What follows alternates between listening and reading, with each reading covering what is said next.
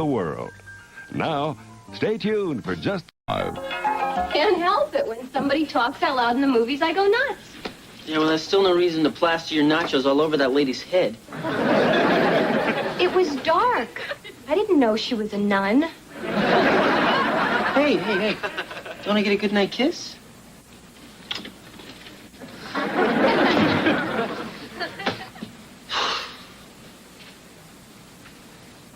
Hey, wait a minute. I live here. Hey, Case, I don't get it. I mean, we do have a relationship. We do? Well, yeah, I think we do. Why? Just because I've seen you in your Mr. Happy Face boxer shorts? Come on, Kevin, you're letting your imagination run away with you. Oh, did I imagine that moment in the movies when I passed you the popcorn? A little baby Colonel fell on my knee. You picked it up and ate it. Now, Freud would call that a sexual overture. That's just silly. I'm going to bed. Oh, yeah, well, what about when you tried to grab my milk duds? Good night. Snack tease.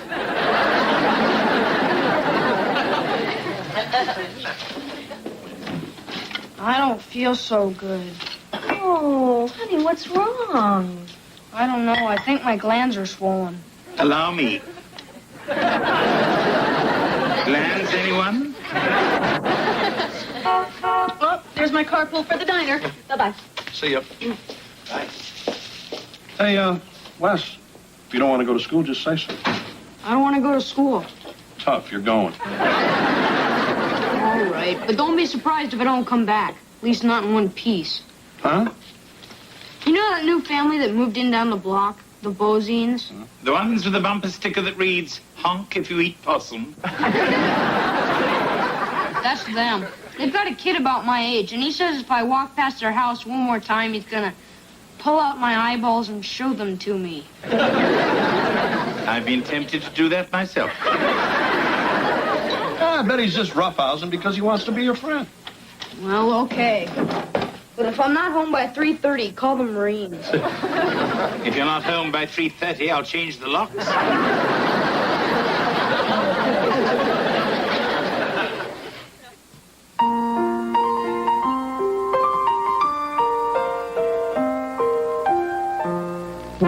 Streaks on the china never mattered before.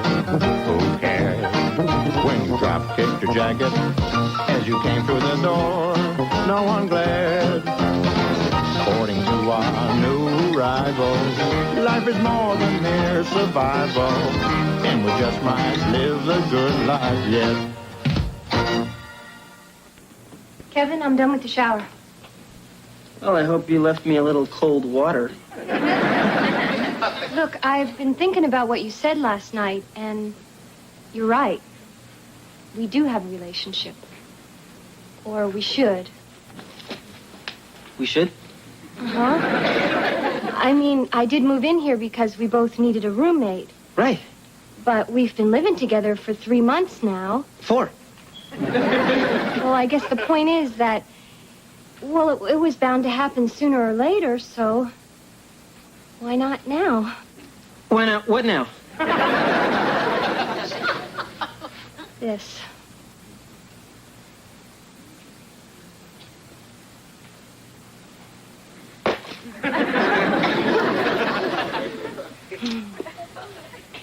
Wait, right here. I'm gonna change into something more interesting. This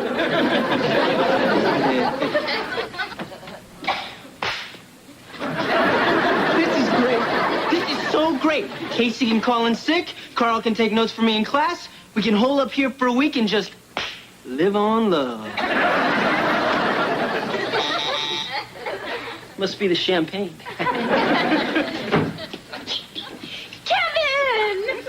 Wendy. And Alan, you were best man at our wedding. what a surprise. What are you two doing back in town? Well, all my relatives are here to celebrate my parents' 35th wedding anniversary, and Mom's allergic to Alan, so we can't stay there.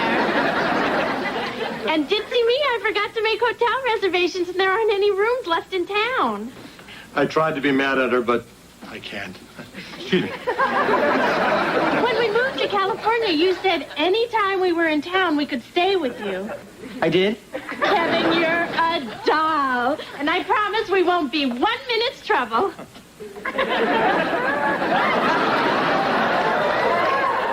Okay, big boy, your wish is about to come true. Oh.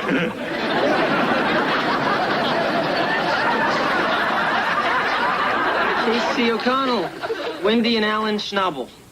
Kevin, you didn't tell me we were expecting company. And you didn't tell me you had a roommate. Such a skinny one. Well, I guess we all have a lot to catch up on.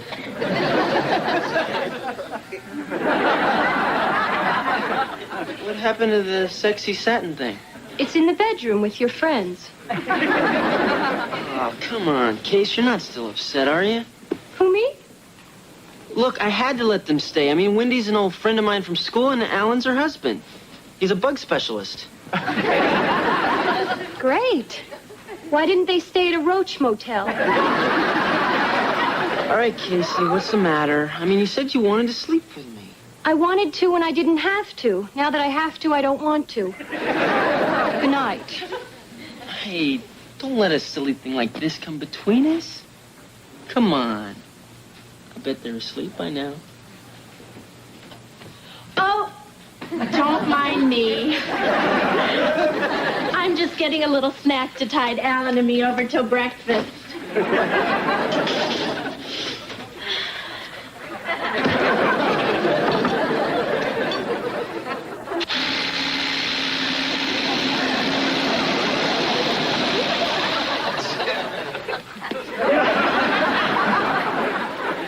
Help me. Somebody please help me.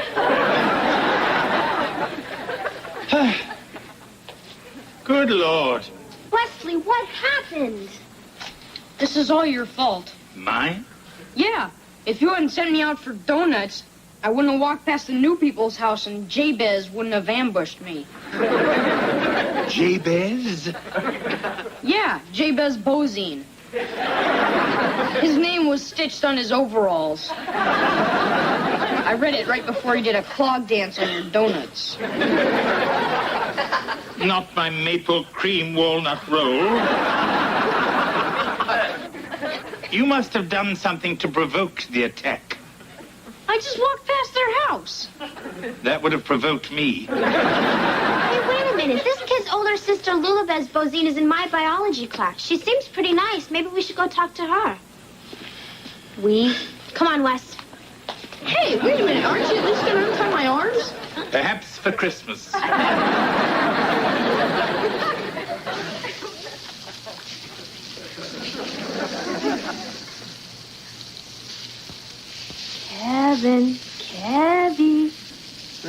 Kevin, Brecky breakfast is ready.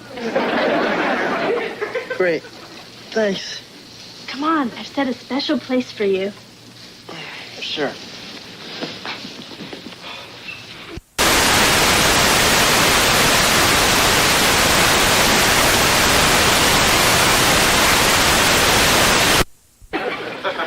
I've got to go to work. Oh, come on, Kevin, you sit right down here and I'll take care of you.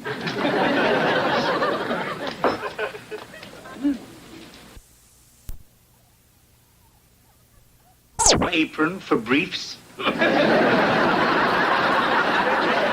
No, but since I'm an attorney, I thought I could help, and this case is a challenge. What is it? Defamation of meatloaf? No, a customer found a hairnet in her chili. I'd say she had quite a beef. Well, I've got to run. Say goodbye to everyone for me. Here comes the walking wounded. I still can't believe it. Lulabeth seemed like such a nice girl. All we did was knock on her door, and the next thing we knew, we were eating dirt. Well, at least they fed you.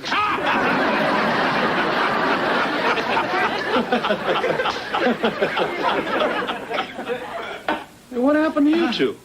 It's those Bozine kids down the street. We went over there to be friendly, and instead, they clobbered us. I'm gonna nip this thing in the bud. Nobody beats up my kids and gets away with it.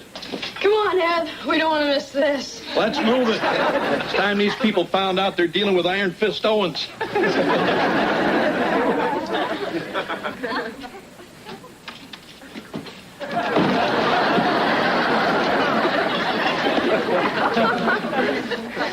Iron Fist a little rusty?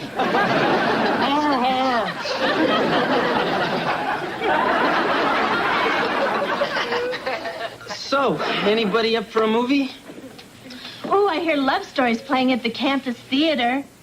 How about Gorillas in the Mist? I don't want to. Why don't we stay in? We'll order pizza. I have a better idea. Let's play Truth or Fib. You know, that game where you have to tell the truth no matter what you're asked? Sure, why not? Okay, Casey and Alan are on one team, and Kevin and I are on the other. Okay, Casey, would you rather jump from the Golden Gate Bridge or be stuck in a pit with a couple of wild boars? I'll take the bridge. I'll take the bridge mix. Come on, Casey, it's your turn to ask me one. Wendy, if you were on a sinking ship and could save only your mother or your husband, who would you save? I'd save Kevin. He isn't one of the choices. I don't care. I'd still save him. Wendy, Kevin isn't even on the ship. Then I don't want to be either. Wendy, I think it's my turn. Whatever you say, Kevin. You find a wallet containing $5,000. There is no identification. Do you turn the wallet over to the police, or do you take the money and run away to Tahiti with your old girlfriend who's trapped in a miserable marriage and is dying to get away? Hey, you're talking about us. Oh, hush, Alan. No, it's finally dawning on me. I've sat here for the last 2 days and watched you throw yourself at this guy right under my nose. Alan, the only thing that's been under your nose are the 4 basic food groups. No, you want to know something else? I'll bet you forgot to make those reservations on purpose, so we'd have to stay here. Don't be ridiculous. Yeah, was I being ridiculous when I heard you call out Kevin's name while we were making love? I did not. You did too. Both times. On our honeymoon and on Kevin's birthday. Well, that's it. You may not think I'm much, but I'll bet a lot of girls would kill for a guy like me. I'm out of here. Oh, Kevin!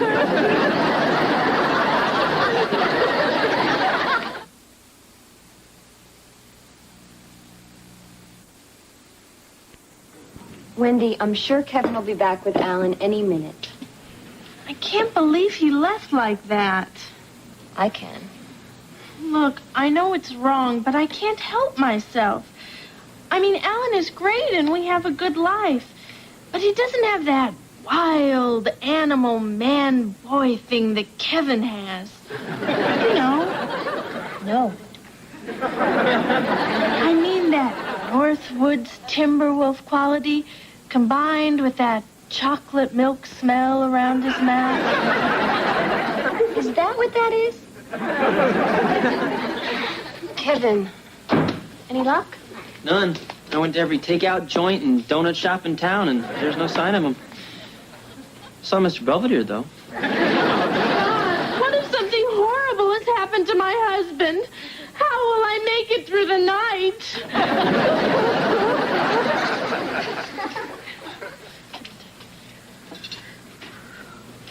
Oh, hi, Kevin. Dinner's almost ready. You heard from Alan? No, but I'm coping. Thanks for being so concerned. Sit down.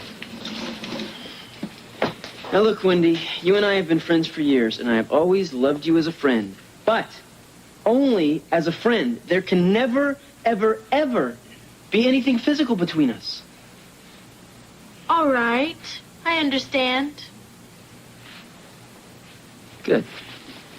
And yet, there's a deep pulsating animal yearning between us. It's a driving bloodlust screaming in the wilderness that must be answered now. Alan. Kevin. Wendy. I love you too much to see you unhappy, so I'm going to set you free. You are? Yeah. Just like I did with my praying mantis Giselle when I had to let her out of her bug jar. You love me that much? Well, I guess the best man won. I can't compete with her passionate memories of you. But nothing ever happened between us. Oh, come on. This is the most beautiful, desirable woman in the world, and you expect me to believe you never laid a hand on her? Yes. In fact, I never even really kissed her. Well, maybe it's time that you did. What? If you're willing to blow your whole marriage for this guy, you better make sure there's some chemistry. Go ahead, Kevin, kiss her. Huh? Yeah, Kevin, listen to the lady. What the hell? That's it? You call that a kiss? This is a kiss.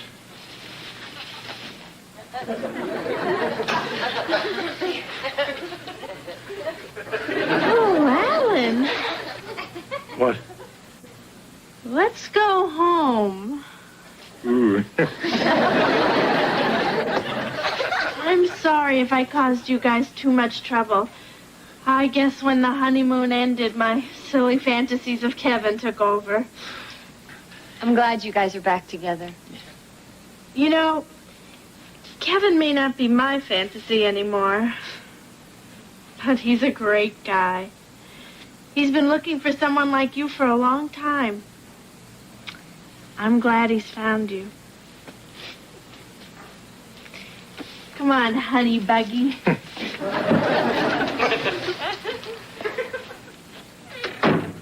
Well, I guess they really do love each other. Just like us. I mean, kind of like us. Sort of like us. Kevin, we have to talk. Oh, no. No, you don't. Every time a woman says we have to talk, it's the big kiss-off. Kevin. No, I'm not listening to this. Kevin, you're a really nice guy.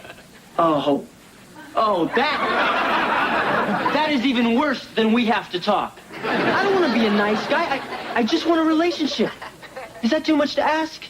You deserve someone who thinks as much of you as Wendy does. Somebody who really loves you. I wish that somebody was me. But it isn't.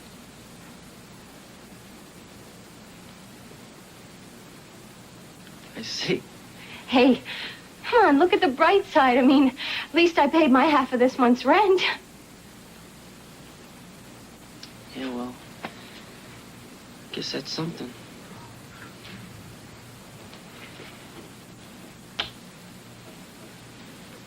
Hey.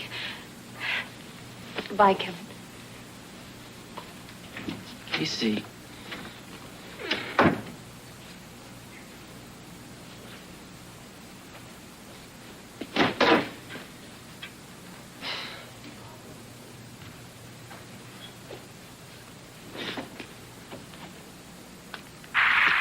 If you'd like to be a guest on The Love Connection, please send a self-addressed stamp to... Are you sure this powwow with the Bozines is going to work, Belvedere? You can catch more flies with honey than you can with vinegar. Well, I say we put a landmine under the welcome mat. What makes you think they'll wipe their feet? Nevertheless, I have prepared a feast of shoot fly pie, possum tartare, and moonshine mousse. I'm sure they'll love it. Greetings. And welcome in the name of peace. Take off your hats. We wasn't born in a barn. I was. And now look, this violence malarkey's got to stop. I mean, what did we ever do to make you mad at us? Well, sir, you and your young'uns traipse clean across our property every blessed day of the week without a by your leave. I'd call that ornery. We were just walking on the sidewalk. What's a sidewalk? The Publishers Clearinghouse people never said nothing to us about no sidewalk. You won the Publishers Clearinghouse sweepstakes? We couldn't believe it happened to us. Regardless, just because the sidewalk runs past your house, it doesn't mean you own it. Anyone can walk on it. Nobody's allowed to do nothing without what I say so. Someone will have to die. I lost the hairnet case, which cost the diner $4,000 in damages. Then this huge party comes into the diner, runs up a $100 tab, and stiffs me on the tip. I could kill someone. Marsh, this is the Bozine family. They live down the block. We's the ones been whooping on your family. Whooping? We didn't want to upset you. Yeah, Dad said you had enough stuff to take care of. The day has not come when Marcia Owens can't take care of her family first. If I ever find out that you ignorant sodbusters have so much as looked at my family cross-eyed again, I will curse you with enough litigation to make Watergate look like a picnic! Help me, Lord, she be speaking in tongues. Jesus, she witch! Oh, please, call off your hate. We'll go play Matt Skunk Holler and never vex you again. Quick, Beulah Bears, grab the youngins. Let's take the sidewalk.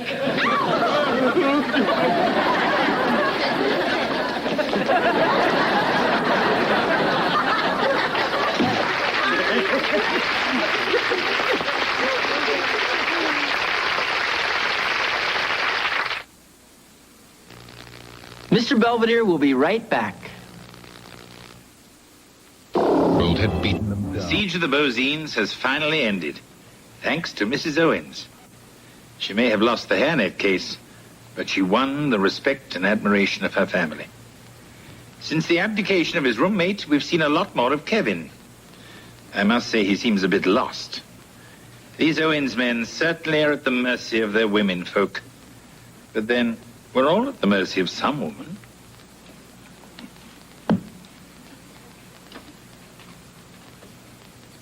I love you, Mrs. Fields.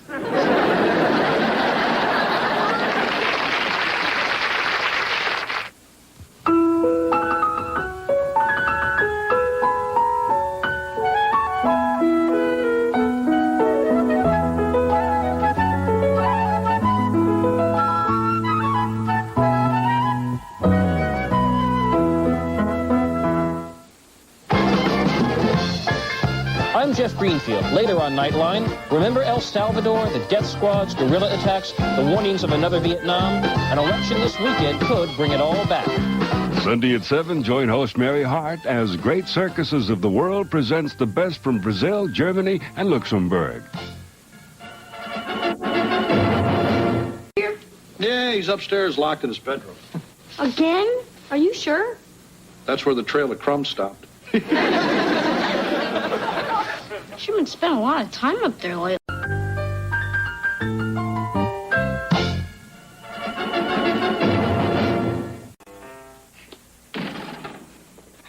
Quick, Wes, beat it. Dad's on his annual spring cleaning tear. So what? What's your problem? Women. See, there's this blonde, Melanie Goodman, and she's always staring at me in history. So I sent her a note on a paper plane, but I hit her on the head. Good move. Hey, I offered her half of my marshmallow and tuna sandwich. Wes, the secret to a girl's heart isn't throwing things at her or grossing her out. Show her you can be tender and passionate, romantic. Well, how do I do that? Beats the heck out of me. George, I can't believe you kept all these old Playboys. Hey, there's some very thought-provoking articles in these. I can imagine the They're provoking. Oh, George, give me those. Well, what's in here? It's a bunch of letters. Yeah, George, they're mine. Well, what's so important about these? Gimme. Huh? Give Huh? me. Huh? Children. Okay, if you really must know, they're just some old love poems. From who? Nobody. Barry Clayton. That wimp who followed you everywhere before you met me? He was not a wimp. His poems were sweet and touching, and I'm not going to throw them in the garbage. Okay, then I will. Okay, fine. Hey, those are collector's items. Yeah, the trash collector. Whose stupid idea was this spring cleaning anyway? Yours, George.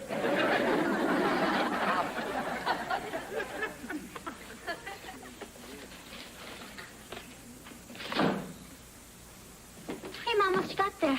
Oh, a recipe for meatloaf. Yeah, your meatloaf gives us all a good cry. Well, actually, it's an old love letter. Oh, Dad wrote you love letters? No, not exactly. Huh? Well, then who are they from? Oh, Mom, you're not having an affair, are you? Relax. They're from a boy who used to have a crush on me, but he was too shy to tell me, so he used to write me these sweet little love poems. Oh. Listen. To my muse of loveliness, for whom I'll ever pine, although our lips may never press, our souls will intertwine. Oh, Mom, that's so beautiful. And it was all for unrequited love? I'm afraid so. Well, how come? 'Cause I met your father. Sad. Hey, I'm sorry about the wieners in the hot roller machine. I didn't know you'd take it so hard. Yes, she's crying over some old love poems. You mean a bunch of mushy stuff really does that to Mom? Yeah, Mom and every other woman in the world.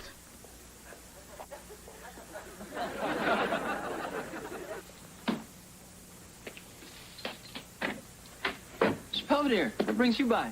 Actually, I came here to get away from your parents. It's funny. So did I.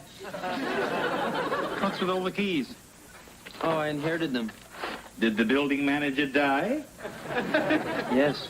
Oh, sorry. Yeah, it's too bad. But now I got his job and I get half my rent off. But you don't know the difference between a screwdriver and a chainsaw. Come on. This building's really well constructed. It'll be a walk in the park.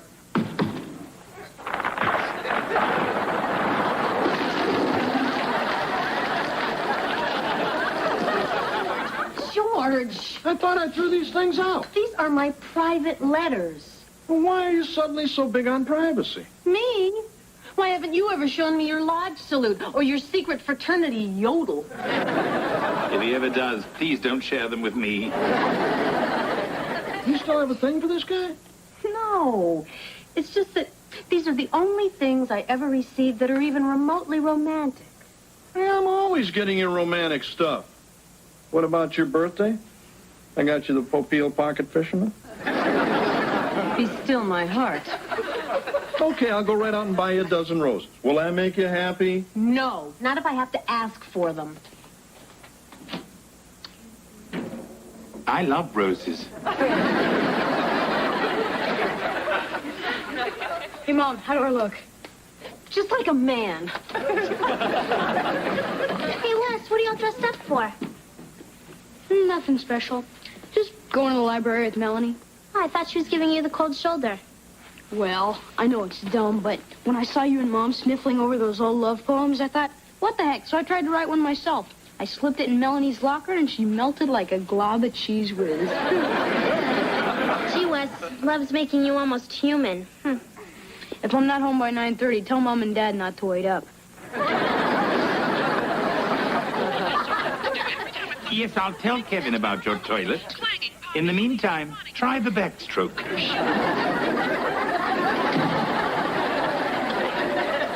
What happened to you? Never clean a light socket with a nail file. Don't you think you're in a wee bit over your head? I don't get it. I mean, this used to be a great building. But when Mr. Thomas died, the building died with him. I can't deal with this. Maybe I should move back home. Now, let's not be hasty. Perhaps I can help you. What you got there, George? Oh, nothing. Just a poem a friend of mine wrote. Oh, can I have a look? How do I love thee? Let me see. You are like a slam dunk to me. You're the bat that brings me luck. You're my favorite hockey puck. Too flowery? George, your friend is demented. My friend is me. No. Hey, big guy, could you help me out? Maybe write a sonnet or two? I've already bailed out one Owens today. That's my quota. Oh, another note from Melanie. Hey, this isn't for public consumption, okay? Come on, let me read it. I promise I won't laugh.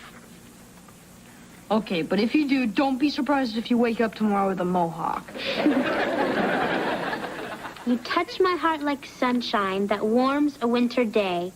Your smile like a summer breeze can chase the clouds away. Gee whiz, this is really nice. You're growing up. Hey, don't get weird on me, huh? Come on, I'll make you a milkshake. Okay.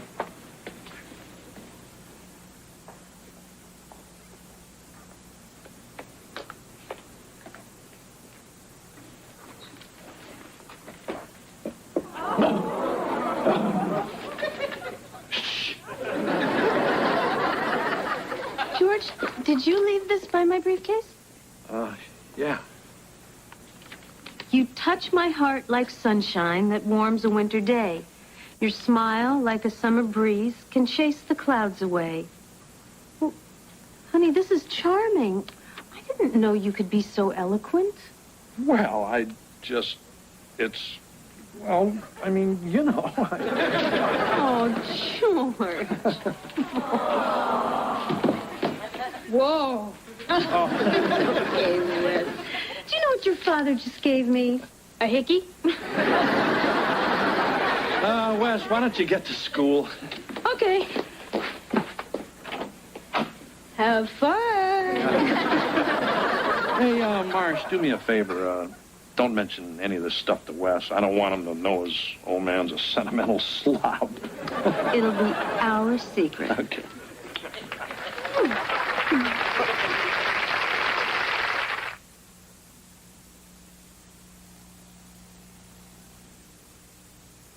Real life wrestling. That is the last time I set foot in Mrs. Cicchini's apartment. Oh, did you have trouble fixing her drain pipe? No. But every time I bent over the sink, she pinched me on the tush. Well, you do look pretty cute in your little overalls. Kind of like junior samples. Oh, by the way, Miss Avedon in 4F just called. Her shower wall's leaking. Oh, do you have any grout? I don't think so, but if you're hungry, I think I have some donuts. Kevin, grout is the mortar you use to fill in the cracks in the walls. I knew that. You think I'm stupid? Anyone who can con me into doing all his work can hardly be called stupid. Come in. Hello. Oh, Mrs. Cicchini. Is there any problem? I know it's silly, but the cord on my Venetian blinds got tangled, and I have arthritis. I'll take care of it right away. Oh, I'm sure you have more important things to do, but if Lynn wouldn't mind.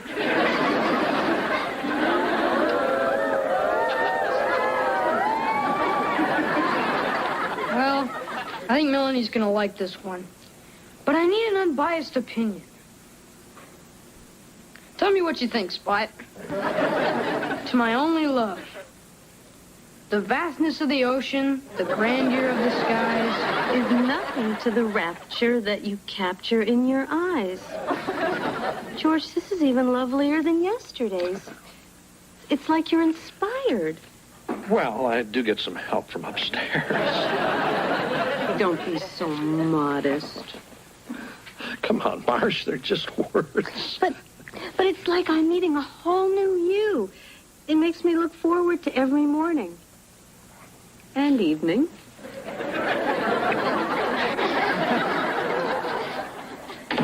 Good evening, Kevin. Oh, hi, Miss Belvedere. Aren't you a little dressed up to fix Miss Gordon's toilet? I'm off to a concert. These are for you. They are called tools. Hey, are you still mad because I had you fix the antenna on the roof? There was an electrical storm. So I lent you my umbrella. Yes, the one with the metal tip. I'm a housekeeper, not a lightning rod. And I'm sick of you taking advantage of my good nature. All right, look, I'm sorry. You're right, and I've been really, really selfish. I just want to thank you for helping me out. And I hope you'll accept my apology. Yes, of course I do, and I'm sorry I snapped. It's just I have a date tonight with this cheerleader, and the heater just broke. All part of life's festive cavalcade. Okay, fine. I just hate to think of all those poor, little old ladies who'll freeze to death if I can't fix the heater myself. All right, Kevin. But this is the last thing I do for you on the planet Earth. And I once had the run of Buckingham Palace. Well, now, what seems to be the trouble? Nice tone. Ah, perhaps it's that loose bolt over there.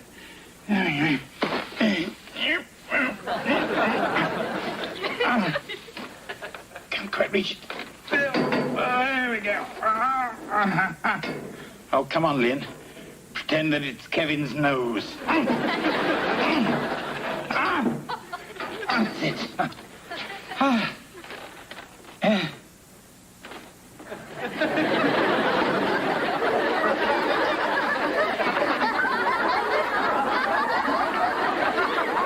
Oh, piddly poop, I'm stuck. Kevin. Oh, Kevin.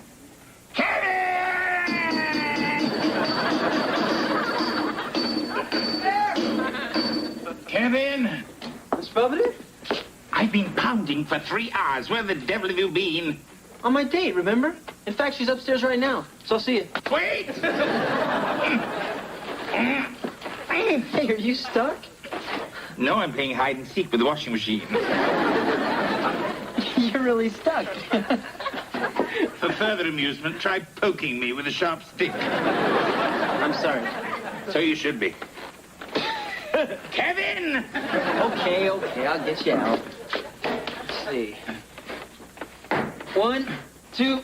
Now, before you do any further damage, get me something to eat. I'm absolutely starving. Oh, sure. Got any change? Okay. Let's see, what'll it be? We got pretzels, Fritos, M&Ms, and Tide. Oh, they're all out of Tide.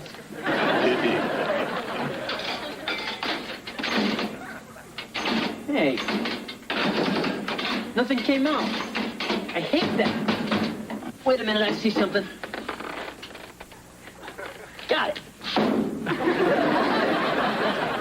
Uh-oh. What's the matter? I can't get my arm out. Do you mean to say you're stuck too? There is a God. Hey, Wes, do you know where Mr. Belvedere is? No, and I don't care. What's wrong? I saw Melanie making out with Moose Magruder in assembly. During the Pledge of Allegiance, no less. Oh, gee, Wes, I'm sorry. I can't believe it. Not only is she a tramp, she's a communist. What are you writing? My farewell poem. If she's gonna cheat on me, I'm gonna kiss her off real good.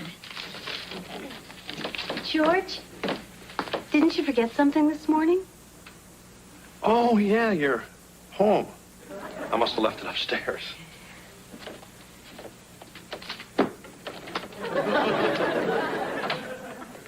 So, Wes. You going to school? That was the plan. Hey, put the books down. It's a beautiful day. I mean, why don't you go to the zoo? Huh? You want me to play hooky? Hey, the zoo's educational. Buy all the popcorn you want. Okay. You know, there's this 10-speed I've been looking at.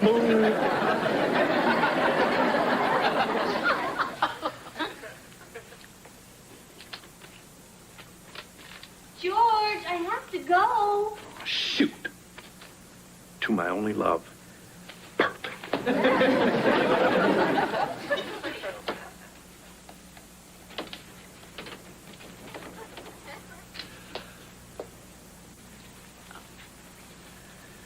Here you go. Just like Old Faithful.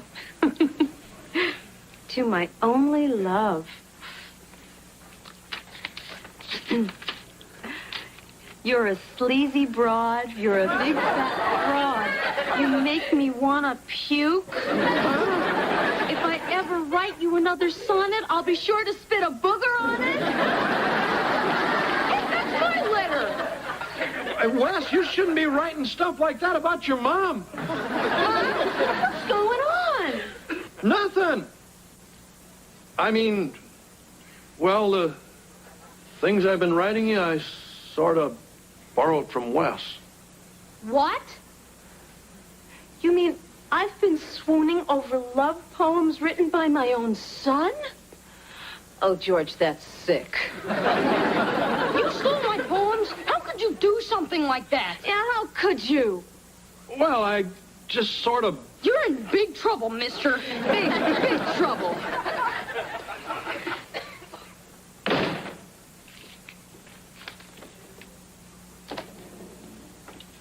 Oh, hi, pal. Yeah, Still not talking to your old pop, huh? I don't know. I guess you think I'm a real jerk. Well, on one hand, you invaded my privacy, took advantage of me, and lied to cover it up. On the other hand, sounds like something I would do. Like son, like father, huh? Yeah. Except you got caught. What I don't get is why you wrote the nasty letter. I thought you were in love. Melanie cheated on me. Oh, tough break. But that's what really bugs me. That you were able to score with my poems, but I struck out. Go figure. I mean, what is it with you? I don't know. They make us act crazy.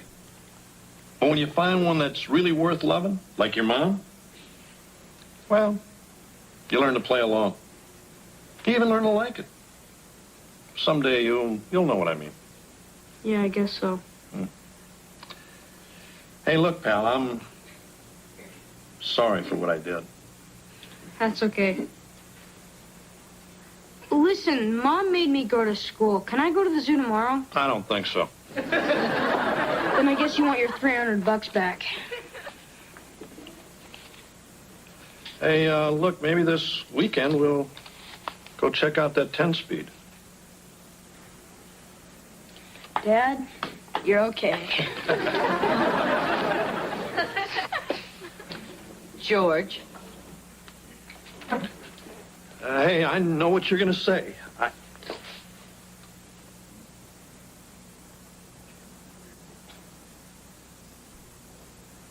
I thought you were mad. You made a total ass of yourself, George. But you did it for me. Well, you may not be Lord Byron, but the message got through. Hey, Mark's not here. We don't want Belvedere barging in. Where is he, anyway? On a tree by the river, a little tomtit sang willow, tit willow, tit willow. Song. During the Blitz, we used to get through the air raids by singing Gilbert and Sullivan. I'd rather be blown to bits than listen to that. Don't get snippy with me. Oh, excuse me. I'm stuck here in a vending machine while this gorgeous babe is stranded in my apartment. Oh, I wouldn't worry. I'm sure she'll find her way back to Bimbo Land. Now who's getting snippy? Well, if you hadn't been such a clod, we wouldn't be here in the first place. Oh, well, if you didn't spend 6 hours in the donut shop every day, we might not be here either. I will not stand here and be insulted by such a twit. Well, you don't have much of a choice, do you? Oh, showing your true colors now, you overgrown brat. All the time I cared where's David? No, you lurked like a time bomb bomb, ready to blow up in my face. I have never I don't want to hear it. Ah, then hear this. My objects all sublime. I send the team in time. How much is a horse? Suck on. Hey, no, we're going Unwillingly represent. I'm right to the horse and ask the horse. We'll give you an answer to Nolan. Oh, boy, a hoot nanny. Gee, thank God. Call the fire department. We're stuck. Really? Oh, dear.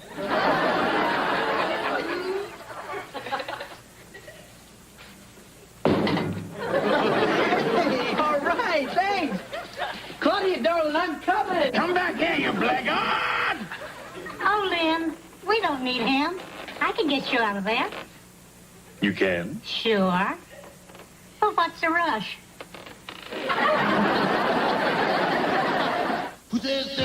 Anyway, Mrs. Cicchini was able to get me free. But not until she forced me to eat her oysters oregano, while she played Misty on a kazoo. Meanwhile, the love letter scandal has resolved itself, and serenity has descended on the Owens household. To paraphrase the poet, love works in mysterious ways.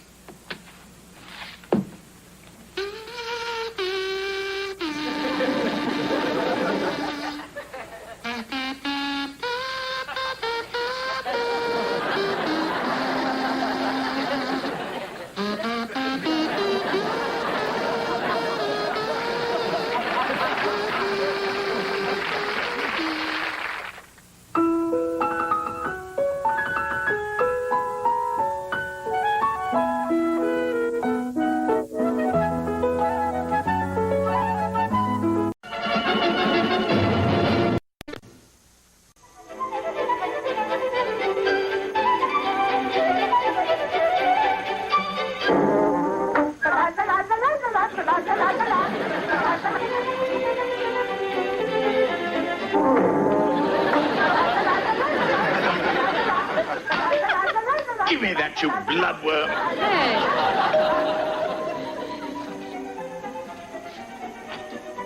Hey, Craig. Hey, Wes, what's up? Fine. Now they're double teaming me. Mr. Belvedere, this is Craig Larrabee. How'd you do? Hi. He just moved here from Texas. I lived there a month, and before that it was Alaska, Venezuela, and Saudi Arabia. Are you wanted by the law like Wesley? My dad drills for oil, and we never stay in any place too long. Well, next time you move, take him with you. Come on, Craig. Wesley, don't forget you have some leaves to rake. Oh, I can't. I'm supposed to tutor Craig. My English teacher asked me to get him up to speed. If there's anything you want to know about literature, I am an expert. Yeah, and he does a great impression of Moby Dick. Hey, let's look for that hot Cher video. I hear she has a new tattoo. Craig, Mrs. Bunger assigned us a book report. All right. What book are you doing? A Tale of Two Cities. It's really cool and bloody, and everybody gets their heads cut off. Wow, you're really into this, Wes. I bet you could dash your book report off in 10 minutes. Well, I've never actually timed myself. Hey, maybe. Nah, forget it. What? Well, maybe. You could dash one off for me. It would really help me catch up with all my studying. I don't know. Look, Wes. My dad can get us tickets to the U2 concert on Saturday night. But I have to have all my homework done. And if you help me out on this paper, we could be sitting front row center.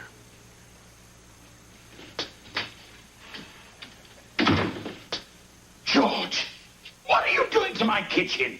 Well, about once a year I get a craving for tapioca pudding. Are you going to take a bath in it? Come on, big guy. Give it a taste.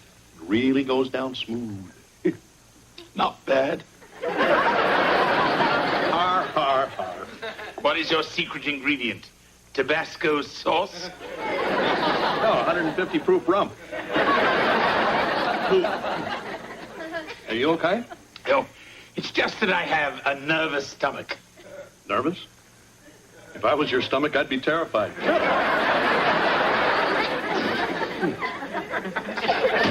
Your feeble wit doesn't help. You know, my father used to have pains like that. And he had an ulcer. Funny how it follows you around.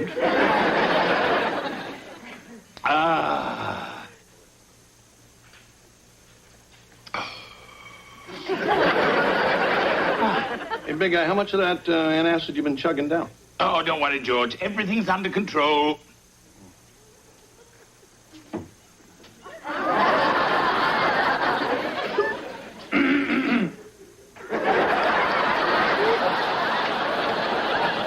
Dr. Hodes thinks that Mr. Belvedere has an ulcer. I think Dr. Hodes is a charlatan. Now, there's no point denying it, Mr. Belvedere. The pictures don't lie. What pictures? These. Oh, my God! What is it? Mr. Belvedere's stomach. Looks like they used a wide-angle lens. This is the ulcer, this inflammation of the stomach lining. You know, this is kind of fascinating in a really gross and disgusting way. What's this? It looks like a Louisiana license plate. I'm glad you're all having so much fun at my expense. Oh, I'm sorry, Mr. Belvedere. And believe me, we're all going to help you get better. Uh-oh. I can't believe it. Mrs. Bunker just gave me a D- on my book report. The old battle axe? She gave me an F. Uh-oh. Battle axe at 12 o'clock. Hello, children. Hello, Mrs. Bunker. Craig, you left your math book in my class. Oh, thanks, Mrs. Bunger. Oh, and I wanted to tell you how much I enjoyed your book report. And yours, Wesley, was also competent. But I'm very disappointed in the rest of you. You've been fiddling while Rome burns. Who's been fiddling? I can't even play kazoo. I can play the cello. So I'm gonna let you buy me lunch, Turbo. Thanks. Boy, you've only been here a week and you've already got Bunker figured out. What's your secret?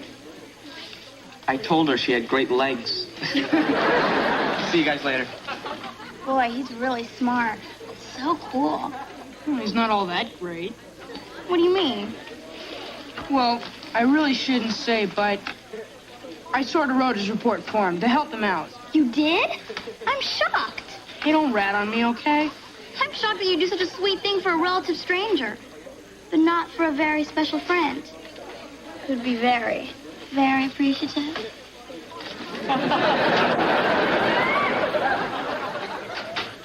Hi, Miss Belvedere. Hello, Kevin. These cold-cut heroes are great. Especially with the Bermuda onions, the provolone, the Russian dressing just dripping. Kevin! Oh, yeah, I heard about your ulcer thing. So, how are your strained turnips? Here you go, big guy. We got you some great grub at the store. Grub! My favorite! Yogurt, watercress, rice cakes, tofu squares. We also got you this pamphlet, 101 Ways to Prepare Cottage Cheese. I shall treasure it always. You know, big guy, you're taking this a lot better than I thought. That shouldn't surprise you, George. My English character taught me the value of self-discipline. Speaking of that, it's time to indulge in another English tradition. Hi. What are you doing? What's the matter? Mr. Belvedere's going to drink tea. He can't do that. Why not? Well, it's bad for your ulcer. I read it in your medical brochure. She's right. Tea is chock full of caffeine. I can be murder on your stomach lining. Bourgeois, I'm not going to forego tea. You don't have to. There are herbal teas you can drink. Well, yeah, like Floral Sunset and Lullaby Spice. I'd rather drink motor oil. Suit yourself, but regular tea is a no-no. Here, make yourself some cottage cheese soup. How's it going, Marjorie? I got an A- on our paper. I must have been a little tired. Hey, Wes. Trouble, Lewis. Owen. I thought we were friends. Huh? Friends don't write book reports for other people that throw off the class curve. Word gets around, doesn't it? Tell you what, I'll let you write my next paper, and I'll tell my pals in the wrestling team not to twist you up like a pretzel. You're all heart, Lewis. Don't tell anyone. Come on, Trevor. I'll let you buy me lunch. Swell. This report stuff is getting out of hand. Hey, Wes. Hey, Marge. Hey, Craig. Hi. Thought you might like this, Wes. In Excess in Concert. Whoa, how much do I owe you? You don't have to pay me. It's yours. What, Craig? Hey, Wes, we're buddies, right? Maybe you can help me out with another report sometime.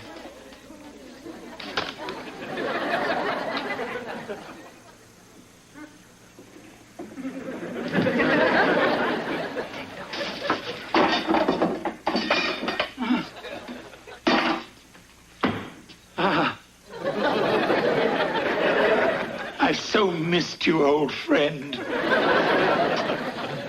No, I heard noises. They're coming from downstairs. Be careful.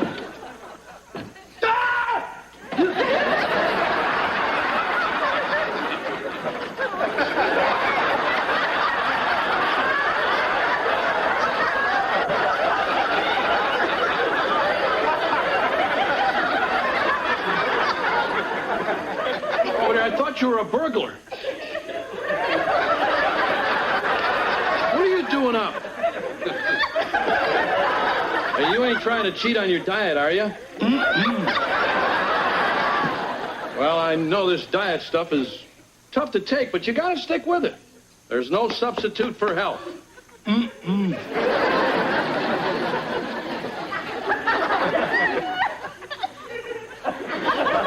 Strange place to floss your teeth.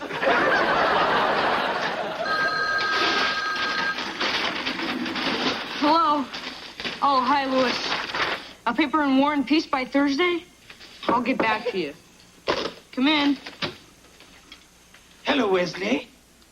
Are you all right? You haven't been pestering me lately.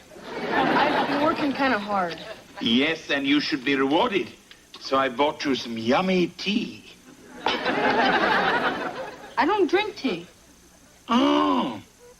Too bad. Well, it's a shame to let all this go to waste. Good boy, Spot. Mr. Belvedere, put that down. You should be ashamed of yourself.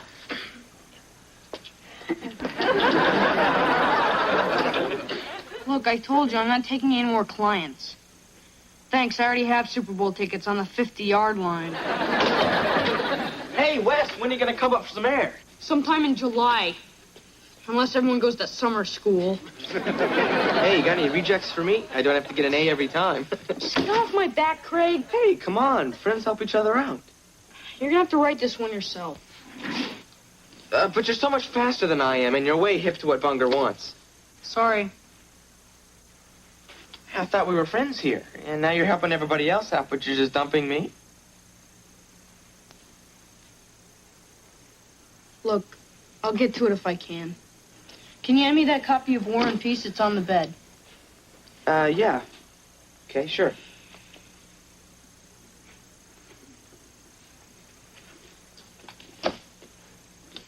This is Pride and Prejudice. Oh, right. Sorry.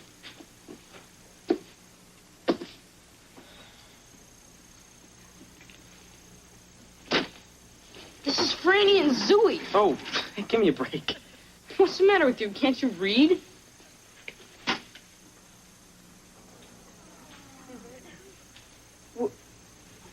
Can't you?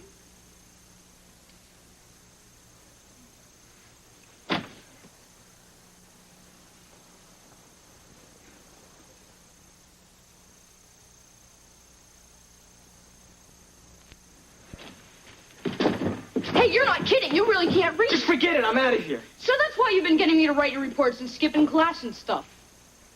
Yeah. You're a bigger con artist than I am. Hey, you think this is easy? Doodling in my notebook trying to make it look like I'm writing? Or bringing a tape recorder to class and hoping the batteries don't run out? Why didn't you just learn how to read? I did, in the 2nd grade. And then my dad started bouncing all over the place and never had a chance to catch up. There are special classes you can take. Yeah, with a bunch of 6-year-olds. Anyway, if I let anybody find out about this, they'd think I was stupid. I don't think you're stupid. You're smart enough to fool me. So? So all you have to do is learn how to read. And I think I know how you can do it.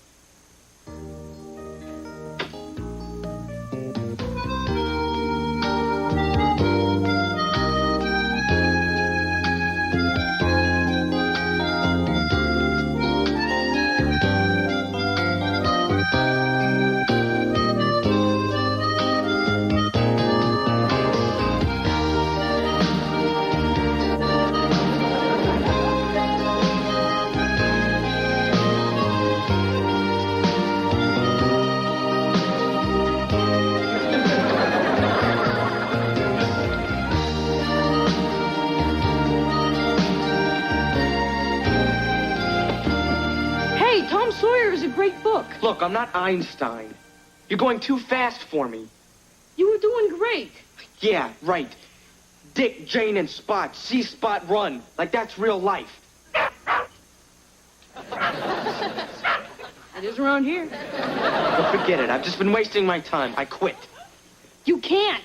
We have to read our reports in front of Bunger's class tomorrow. What are you gonna do?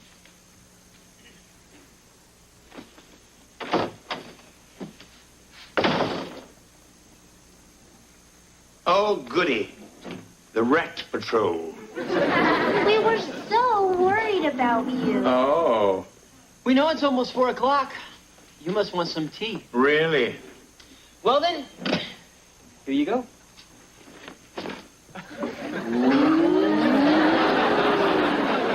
Oh, my. I don't understand. Now, just relax, Heather. Pour him some tea. Here you go. Now, just lean in and smell the aroma. Breathe in the steam. Yummy, isn't it? Yes. You'd like some, wouldn't you? Yes. Bad, Mr. Belvedere, bad!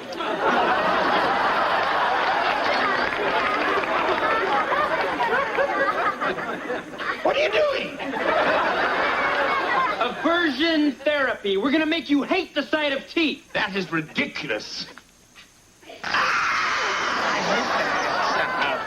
Exactly. Why are you doing this to me? Because we love you. Well, I guess that's enough punishment for one day. Go ahead, take your reward.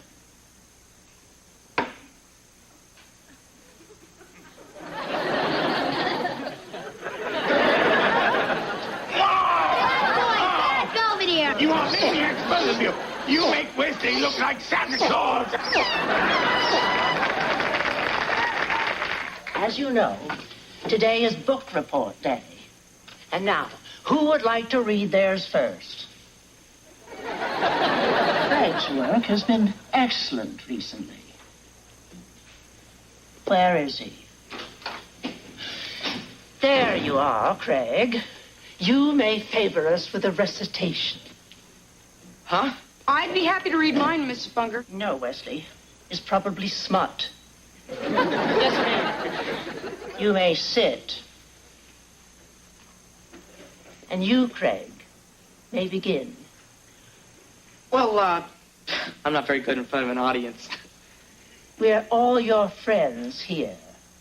Yeah, well, I, kind of have this sore thing. Craig, read it or weep.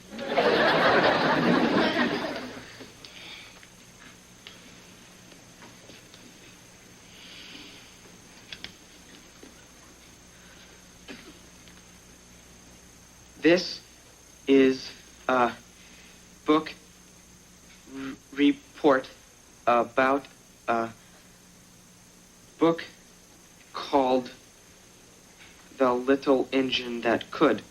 He read a baby book. Now, who needs this? Craig, come on, cut him some slack. We can't read. Well, at least he's doing his own work, which is more than I can say for a lot of people. Wesley, what are you saying? I'm saying that there are some people who can read but don't have the brains to do it. And there are other people who can't read but have the guts to do something about it. I think you and I have something to discuss after class. You may sit. And now, Craig, you may continue. Look, do I have to? It's so dumb. I'll be the judge of that. And if any one of you makes a sound, it'll be your last.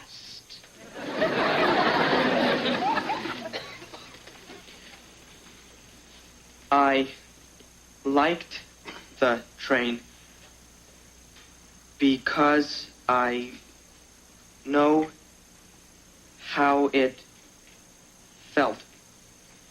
No one thought it could get over the hill, but it tried real hard and made it anyway.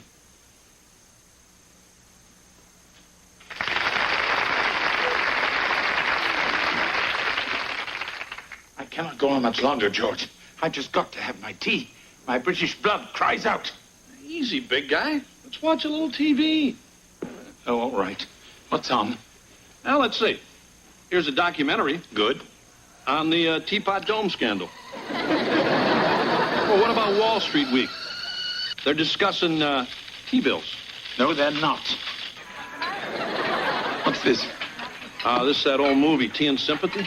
This is a bloody conspiracy. Refreshing iced tea, anyone? Sugar? Lemons? Caffeine? Hey, relax. What about a pillow? My, oh my, George, that's quite a tea bag. Hi, I'm back from Disneyland. I'm a little teapot, short and stout. Here is my handle, here is my spout. George, make them stop. Hey, fool, who you calling George? I'm Mr. T. Everybody! Picture you upon my knee. Tea for two and two for tea. Me for you and you for me alone. We will raise a family. And all of us will drink your tea. Happy we will be.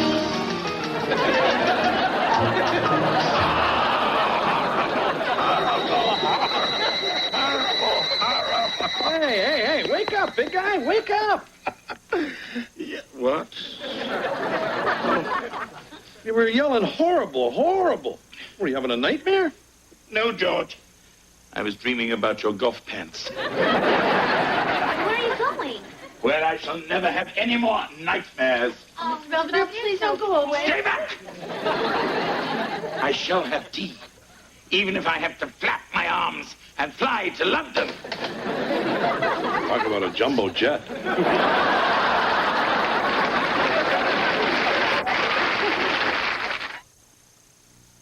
Mr. Belvedere will be right back.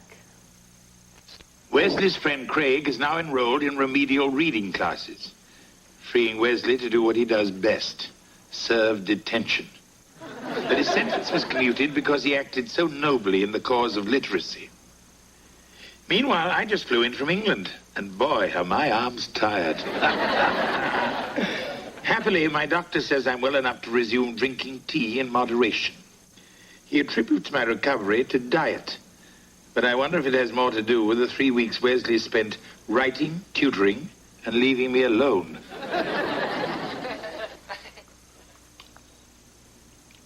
Mr. Belvedere, be careful if you take a bath tonight. My alligator's in the tub. Well, that answers that.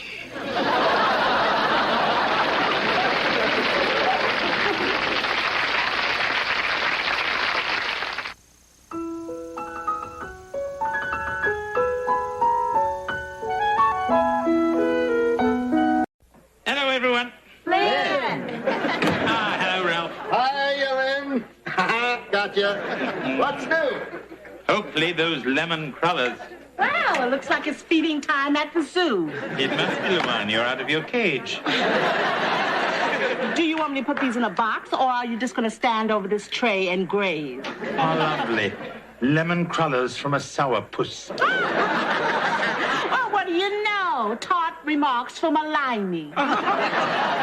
You two, you're better than the Roadrunner and the Coyote. Here you are, Lynn. Thank you. Oh, come over here. I want to show you something. Oh, Ralph, it's not going to be another of those practical jokes. No, I promise. Oh, good. My eyebrows are still singed from the last one. No, this is more of a tribute to my best customer, Lynn Belvedere.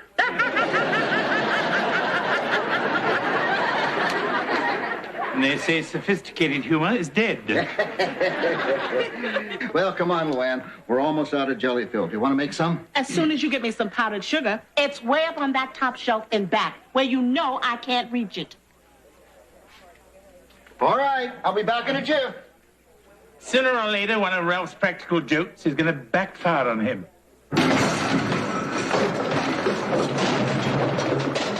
Maybe sooner than we think.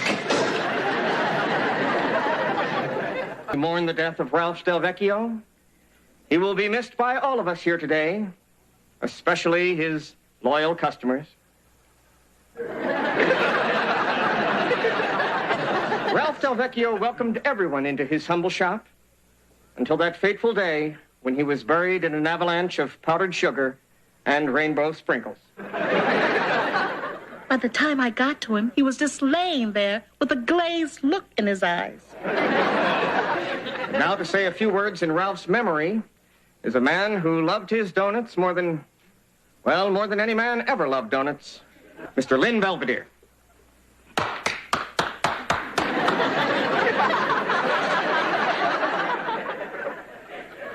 In honor of Ralph's memory, I have written a poem. It is called Ode to the Donut Man.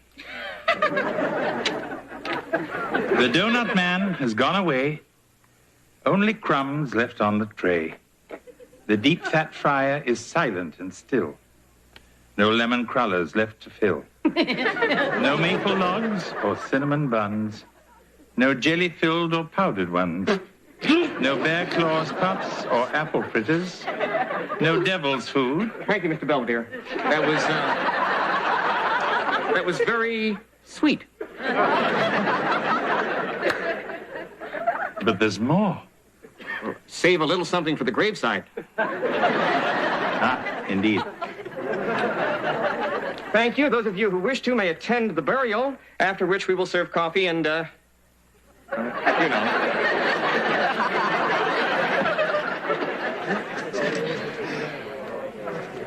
Mr. Belvedere, that was lovely. Yeah, real food for thought. Well, Lynn, that was some send-off you gave old Ralph. I never knew you could speak that way. You mean in verse? No, with your mouth empty. Well, at least Ralph is in a better place. Obviously. You're not there.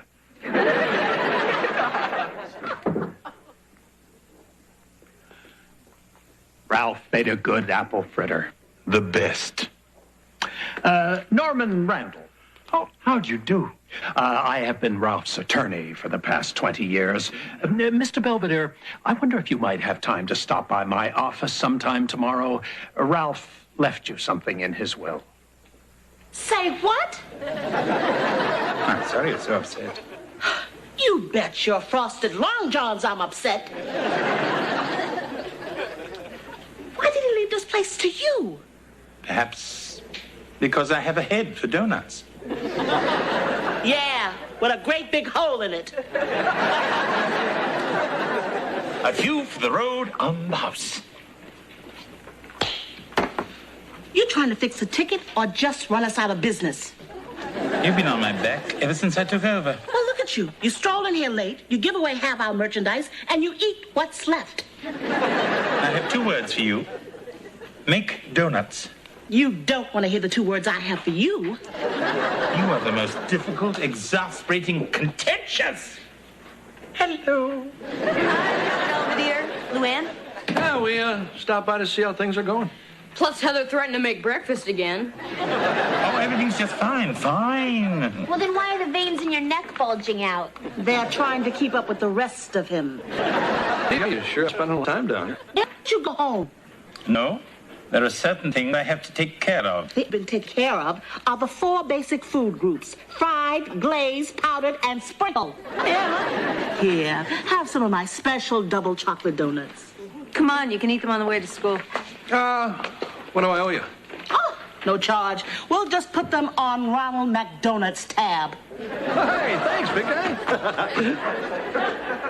Now who's giving away the store? That's different. They're my donuts. My donuts, my donut store, my donuts. My butt. That's it.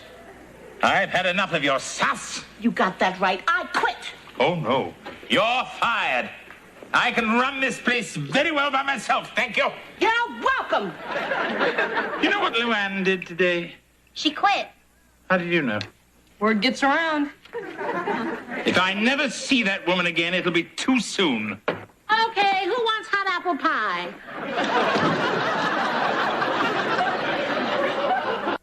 This must be a nightmare. Yeah, if I pinch myself, maybe I'll wake up. This house simply isn't big enough for the two of us. You'll just have to work around each other. No mean feet? No, it'll be easy. When Mr. Belvedere's at work, Luann will be here. Then when he gets back, she can go home. Well, I'm back. Fine. You can do the dishes.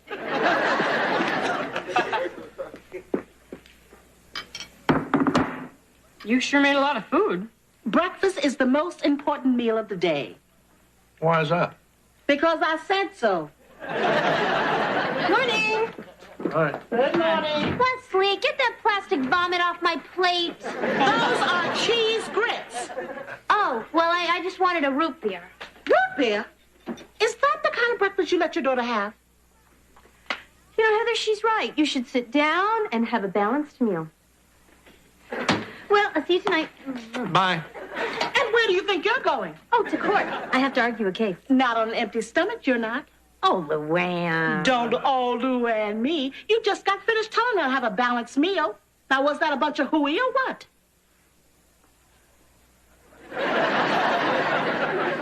That's better. And if the judge gives you a hard time, just tell him to call me. Okay, let's dig in. Hold it! Don't you want to say something first? No belching? Don't you want to say thank you? Oh, thank you, Luann. Not to me, to him. Okay, who wants to say grace? Hey, I got all day. Come on, Dracula. Suck her veins dry. What are you doing out of bed? Watching Shakespeare Theater. Get back to your room. Come on, Luann. It's late. It's 8:30. Get going. Luann, I don't think you know who you're dealing with here. I'm Wesley T. Owens, and I can be a lot scarier than Dracula. Oh, yeah? Yeah. Fine. Go ahead. Watch anything you want. That's more like it. And in the morning, I will tell your parents about that secret Swiss bank account of yours. How'd you know about that? Maybe you don't know who you're dealing with. Okay, I'm going.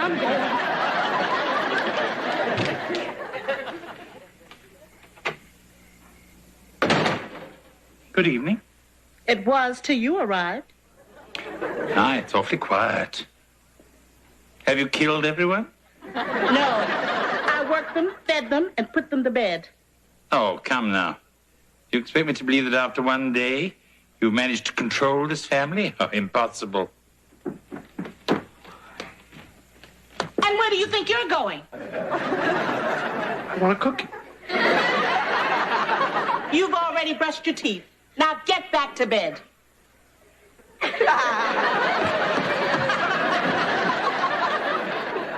So where have you been?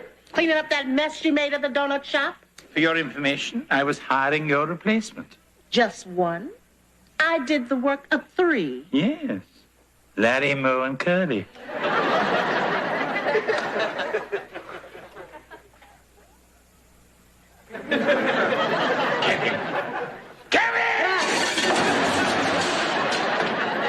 You are supposed to be working.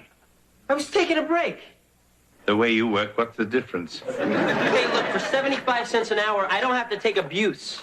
Customers will be pouring through that door any second. Now, you got the hang of that machine? Yeah, it's no problem. My first batch should be draining by now. Well, let's have a look.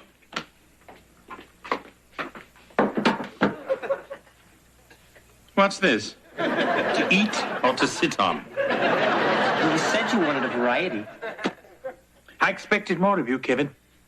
What about all that experience with Mr. Clucks? That was night frying.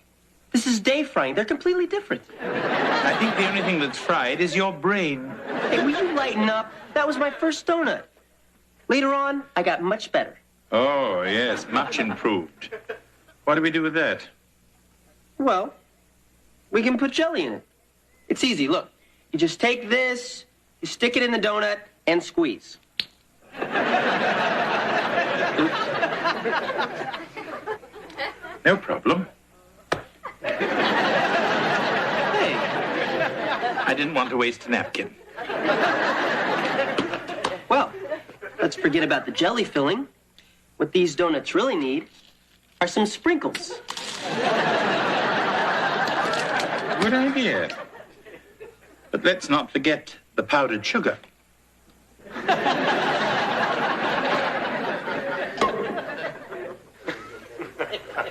Or the whipped cream.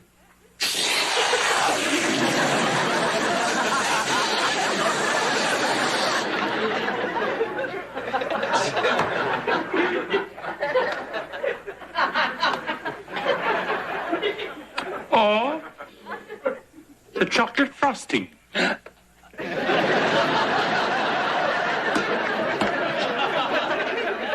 You know, Kevin, you look much better than your donuts. Very funny. Good morning, officer.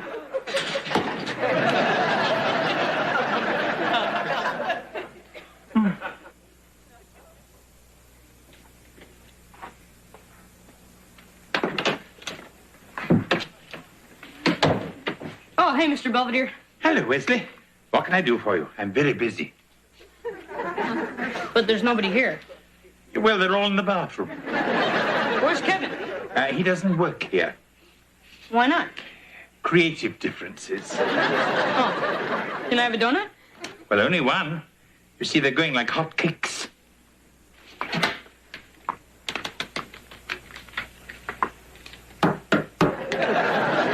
Maybe Spot could use this as a chew bone. Wesley, if you come here to make my life miserable, you're succeeding. Yeah, my life's pretty miserable, too, thanks to Luann. Well, I suppose there's good in everyone. Mr. Belvedere, why don't you just admit that this isn't working out for you and hire Luann back? I will not admit defeat, especially not to her. You always tell us to do the sensible thing. Don't you think you should practice what you preach? I will not be lectured to by a teenage psychopath.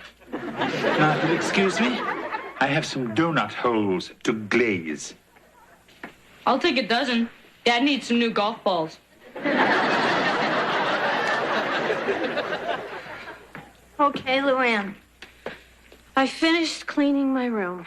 It's about time. What are you reading? Modern Donut. I'm just trying to keep up with my trade. Is that okay with you? Yeah, it's fine. Good. Now go sweep the patio. Well, theoretically. Isn't that why we're paying you? Are you whining again? Well, I finished mowing the lawn. Of course, first I had to shovel off the snow. Did you trim the edges? Oh, come on, Luann, don't make me work anymore. Well, I'm going to the mall. See ya. Hold it. What's underneath that coat? Huh? Come on, let's see. Just how are you supposed to sit down like a lady in something like that? Mom. Oh, come on, Luann. That's not so bad, and it's in style now. Honey, go change. Are you going to let her run our lives like this? You know, I never thought I'd say this, but I wish Belvedere was back. Me too. Well, I just went to see him, and he wants to come back, but he's too stubborn to admit it. And I think Luann wants to go back to Donut World. Well, maybe if we got her and Mr. Belvedere together, they could work things out. Or kill each other. Well, either way, we win. Look, maybe she'll just mellow out. Dinner in 5 minutes, if you pass fingernail inspection.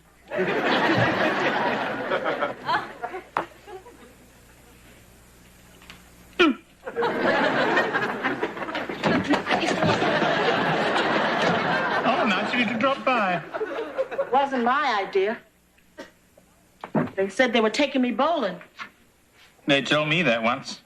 Then they dumped me in the country. Too bad you found your way back. I bet they wish they had me back now. Oh, I'm doing the best I can. Well, so am I, but these donuts just sit here growing stale. What am I doing wrong? That's simple. You're making them instead of eating them. What? You lost your best customer. Him. Well, it was much more fun over that side of the counter. And I'd rather fry donuts anytime than to put up with those fools.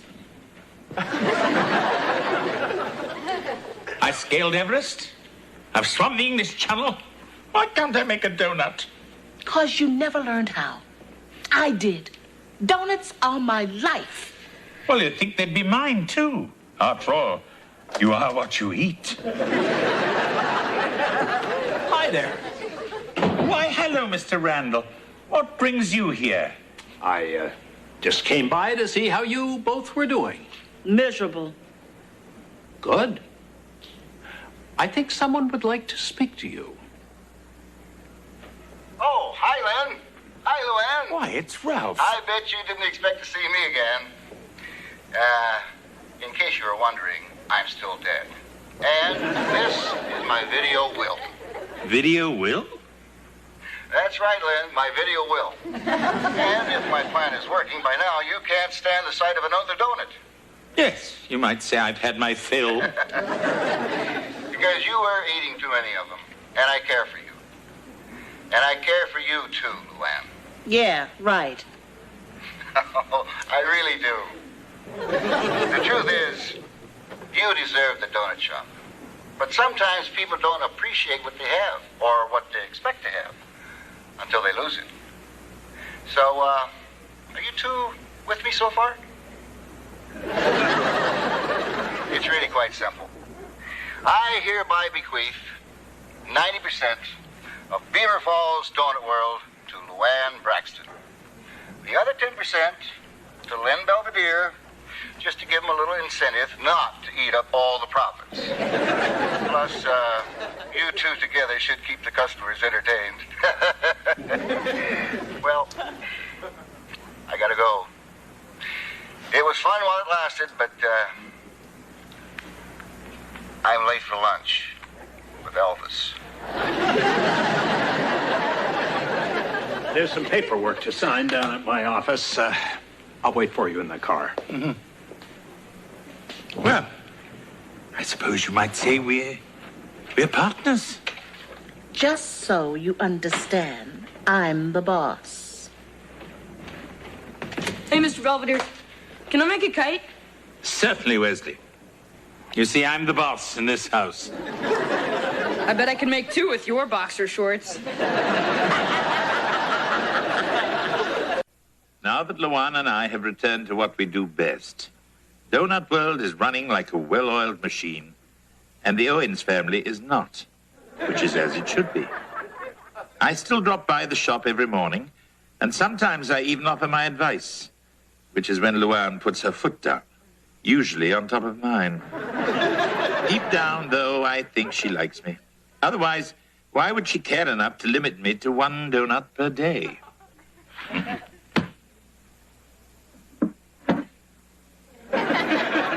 Then again.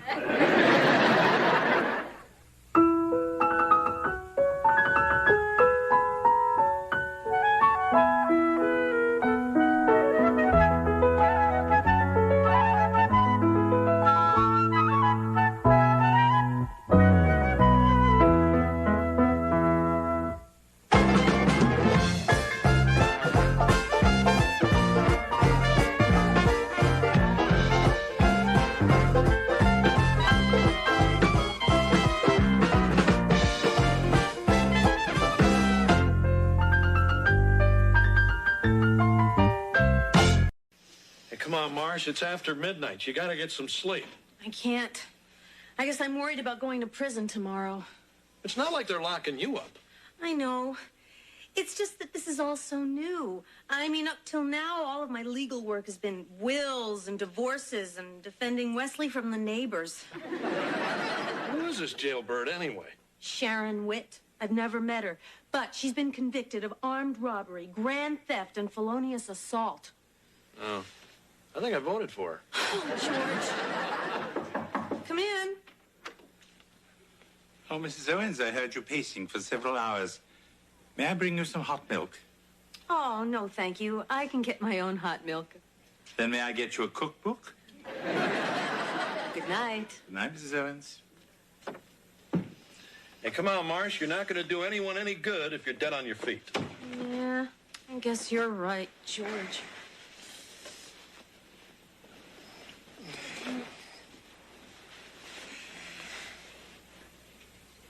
Sweetie pie?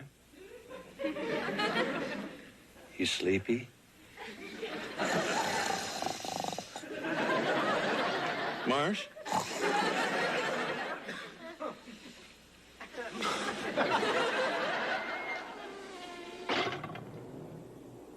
You're the third lawyer they assigned to this wacko. But maybe you'll stick. I got a feeling she's gonna like you. What do you mean? Oh, you'll see. You got half an hour. Holler if she tries to cut you. I know how to reason with these broads.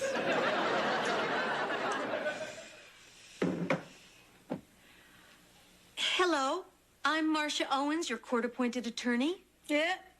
Well, I'm Sharon Witt, your court-appointed psycho. Oh, well. Aren't you a sight for sore eyes? I just can't get over how much we look alike. Well, we ain't exactly the same. I bet you ain't got the Queen of Hell tattooed on your butt. Can we get on with your statement? When I think about all the things I've been missing, it just makes me want to cry. I'm gonna get you out of here, Sharon. Yeah, I got a feeling you just might. Smoke? No thanks. Oops. Oh, I'll get him.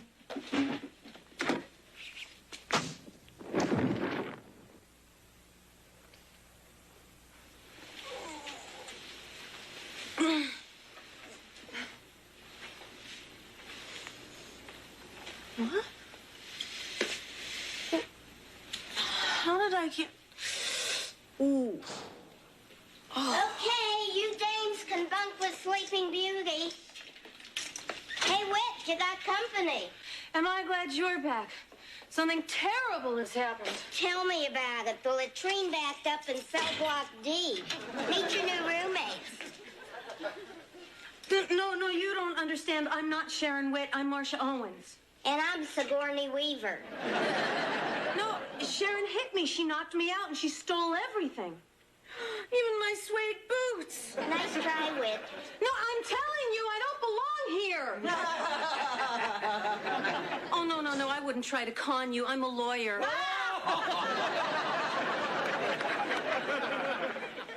Oh, yeah, Vic, man, this is the perfect setup. Yeah, I'm going to hang out till I find out where these roops keep their loot and then... Well, of course I can make them trust me. Trust me. Ooh, I gotta go. Someone's coming. Yeah, bye.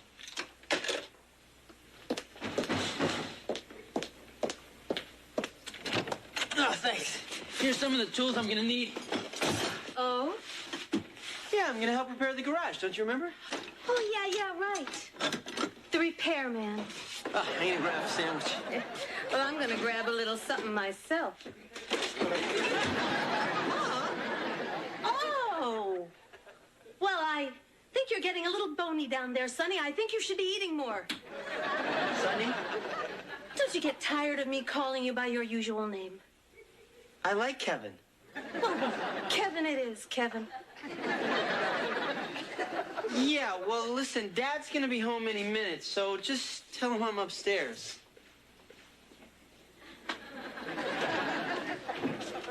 Oh, was that Kevin I saw drive up?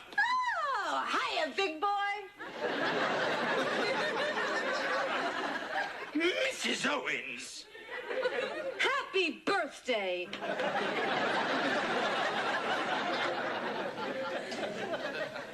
Kevin, Wesley, Heather. That guy in the big sweater, whoever he is. Oh, and that must be the husband. Yuck. Here is your mail, Mrs. Owens. Oh, thank you, sport. Are you feeling all right, Mrs. Owens? You seem a little distracted. Yes. Well, when you were cleaning my room, did you by chance misplace my jewelry box? Mrs. Owens, you know I steer clear of your personals. I'm sure that your jewelry is safe and sound. Swell. Hey, Mom. Hey, Mr. Belvedere. Wesley, you're an hour late. I had detention. Yeah? I mean, shame. Mr. Belvedere, I would like to be alone with Wesley. You're a brave soul. Wesley, come sit down. I'm sorry, Mom. Oh, I'm sure you had a reason. Here, buy yourself a beer. Gee, Mom, this isn't like you. Well, I want you and me to be pals. But you're my mother. And a proud mother I am to have such a clever little tyke. Kitschy-coo kid. Yeah, well, thanks, Mom. I'm gonna grind you into mulch. Yeah. I'm gonna stomp you into sludge. Gotcha. It's 3 packs of cigarettes you owe me, sister. The hell I do. You moved your elbow. You wanna make something out of it? I got a better idea. Let's play blackjack. No way. Gambling is illegal. What are they gonna do, kick us out of here? How about you, Blondie? Up for a game? No, thanks. Ah, come on. Look, no weapons. What about her? Old Lady Haverford? Nah. She don't associate with us. Common criminals. That's Doris Haverford, the restaurant heiress who chopped her husband up into little bits and scattered him in the park? I thought they dropped the murder charges. Yeah, but they got her for littering. Gee, she's famous. Hey, I'm kind of famous myself. Yeah? Oh, sure. I spent most of my career serving major government officials. Yeah, at an hourly rate. I see. And Greta, what are you in for? 5 to 10. This cop was manhandling me, and I slapped him in the face. And they gave you 5 to 10 for that? Well, she was setting fire to a factory at the time. Okay, you warthogs, exercise period. You know, this is outrageous. You're holding an innocent woman while a dangerous criminal is on the loose doing God knows what. Yeah. Guess who? Oh, it's you. Brought you some flowers. Well, thank you, my husband. I'll go put them in water. Oh, no, here. Let Belvedere do that. Hey, when's the last time I brought you flowers? Knowing you, George, after you attended your last funeral. George. Yeah. Come here, baby. Well, I got reservations for McSwarley's. Gourmet dinner, slow dancing. Oh, no, I'm not hungry and my knees hurt. I love it when you play hard to get.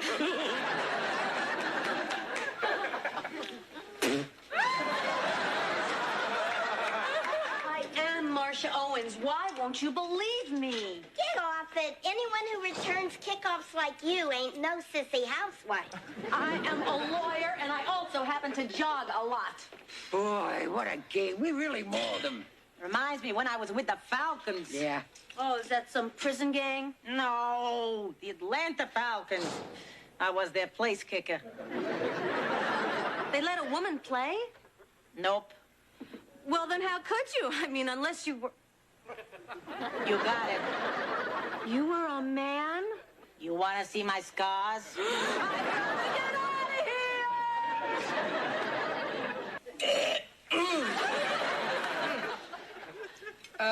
Mom. Yeah. Some friends and I wanted to go to the video arcade after school. Is that okay? Sure. Just be back before the bars close.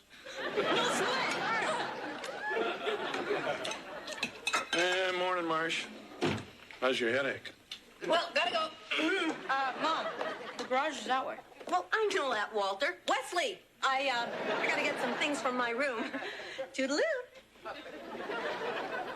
Am I crazy or is your mom acting a little strange? Yes, on both counts. Hey, maybe she's not Mom at all. Wesley, what are you talking about? Maybe she's a pod person. Maybe some alien snatched her body and replaced her with a replica.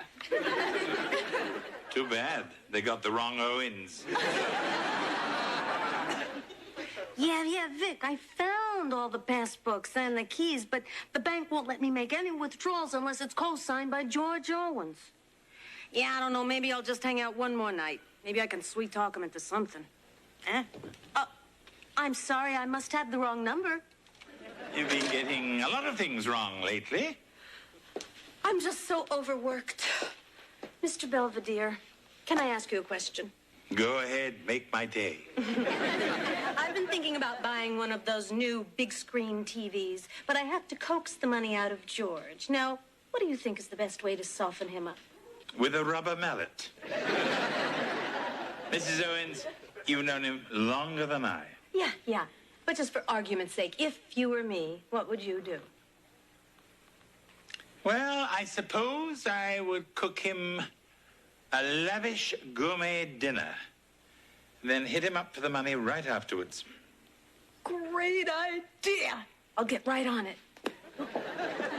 I'll start screaming. That'll bring the guard up here to see what's wrong. I'll jump her and snap her neck like a twig. That'll bring us up to the cell block guard. I'll jump her and snap her neck like a twig. Next, we'll go down to the main gate where there's 2 guards. Take one on each arm and snap their necks like twigs. Ladies, I don't know if this is a good idea. I mean, someone could get hurt. Like an innocent bystander? You know, you two have a very bad attitude. Listen, Goldilocks. This is prison. There's gangs and screws and crummy food and endless work details.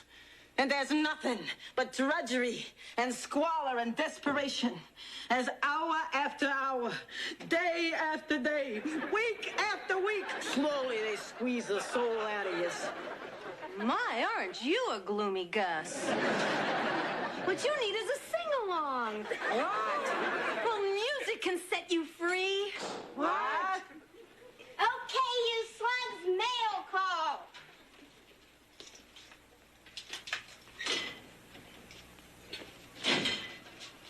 Look out! She has a comb! Do exactly as I say, and no one gets hurt. What do you want? I want to be set free. I want her to sing. Well, any special requests? Yeah. Sing do, re, mi. But one false note and Murphy's history. Sing, lady, sing. Do, a deer, a female deer, Ray, a drop of golden sun. You're a little flat.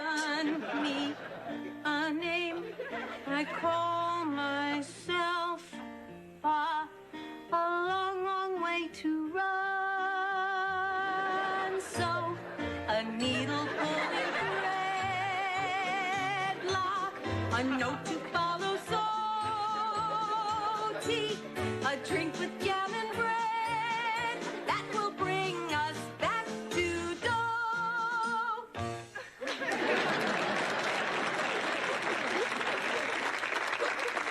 Now, everyone.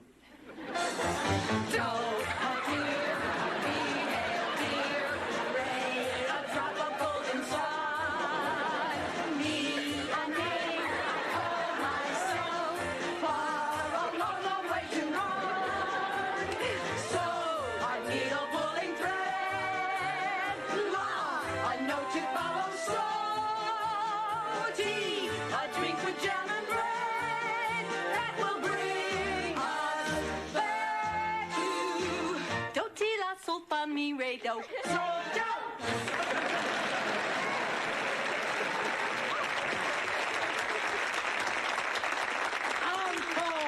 Encore! You know anything from Fiddler? Okay, lady, you're out of here. You finally believe me. Well, it's worth a fingerprint check.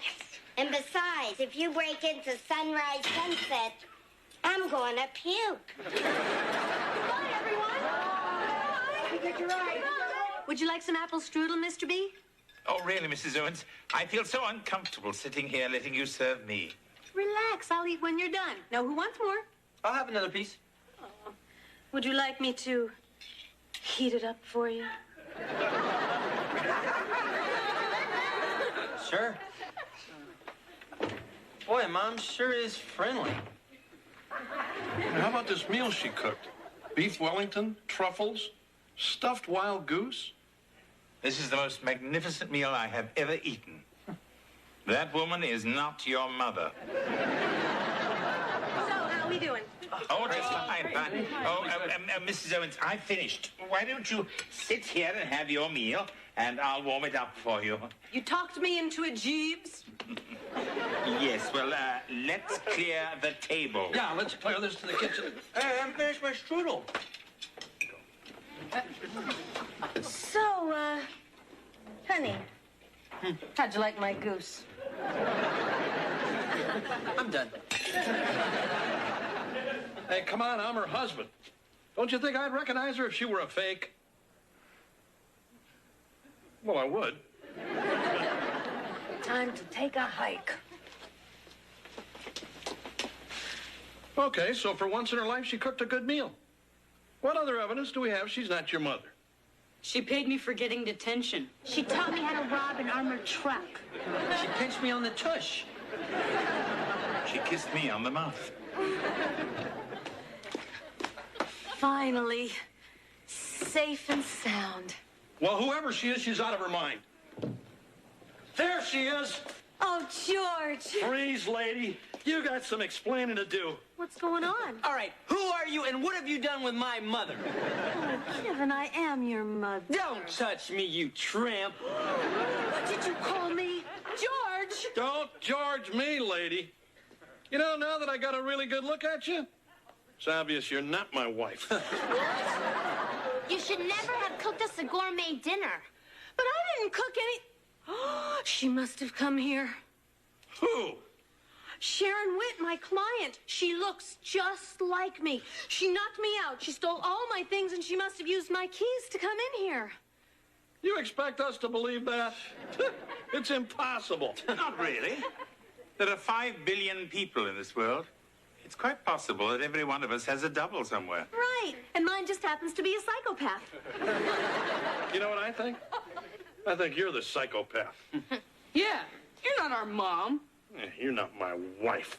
I am your wife. I am your mom. I am your wife. I am your mom.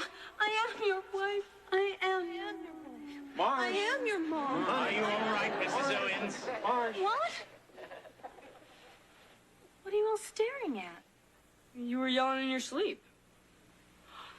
I had the most amazing dream. And you were in it. And you, and you, and you, and you. I was trapped in prison, and I kept saying, I want to go home. And they sent me home. I think. That's great, Mom. Oh, good luck today, honey. Huh? Your first venture as a criminal lawyer. We got you something to commemorate it. And that Taché case. You deserve it, Marsh. It's lovely, but where did it get that dent?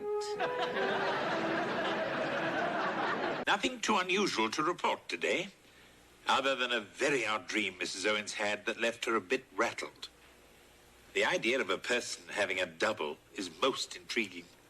It has been the subject of such great works as A Prisoner of Zenda, The Comedy of Errors, and The Patty Duke Show. Yes?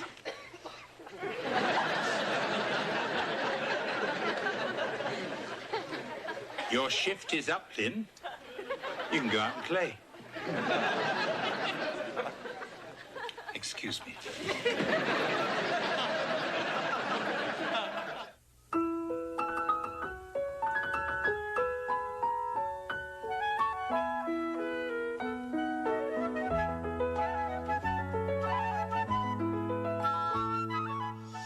Every Sunday, relax and bring your whole family together with award-winning movies that will entertain and inspire.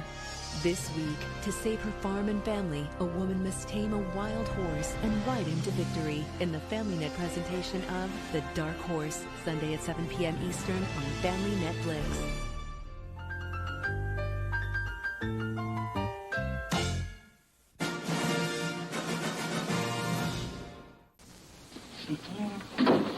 Oh, Mr. Belvedere, Mm-hmm. can I have some chocolate bits for breakfast? You could, but I ate them all last night. Oh, that's okay. I just wanted the free whistle. There was the whistle.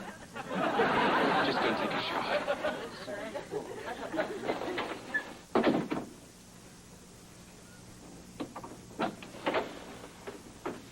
Morning, honey. Have a nice shower? Yeah, I saved you some hot water.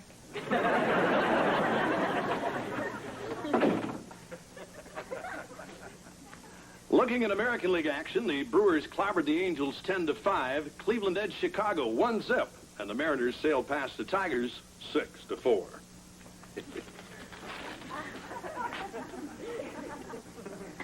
Turning to croquet. It was sticky wickets all around. I told you it was a slow day in sports. This is George Owens for Metro Sports. Back to you, Skip. Getting ready for your TV debut? Yeah, the thing is, this sportscasting thing's a whole new career for me, and I just hope I can pull it off. Of course. It's only natural to be nervous. I know. I mean, I remember the first day I co-hosted Good Morning Nairobi. I got so rattled I completely forgot all my Swahili. Look, Belvedere, thanks for trying to make me feel better, but you don't have to make things up. I'm not making anything up. Good morning, Nairobi. They do have TV in Africa, George. Besides, as you know, I've done many different and surprising things in my life. Oh, yeah? So how'd you get the job? They saw me hosting Bulgarian Bandstand. Gotcha. Just one more dab under the eyes and we'll be all done.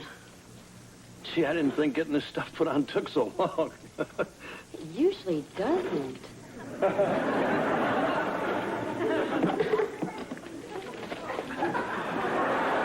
All set, George? Oh, yeah, Mr. Stern. I just going over my copy here. Good, good. Look, I just want you to relax and be yourself. That's why we hired you. Yeah, right. And listen, don't worry if Skip and rest of the news team give you the cold shoulder at first. You know, Hank Gimmel did the sports here for 16 years, and, well, it was sort of like a death in the family when I canned him. Yeah, you go out there and knock him dead, huh?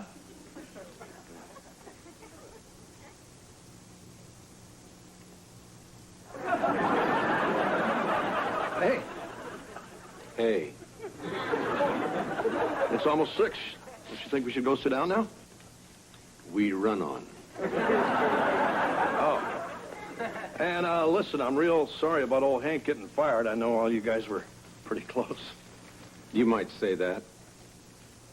I mean, he was a great sportscaster, and it's a real honor for me to be picking up where he left off. I'll be sure to tell him that when I get home.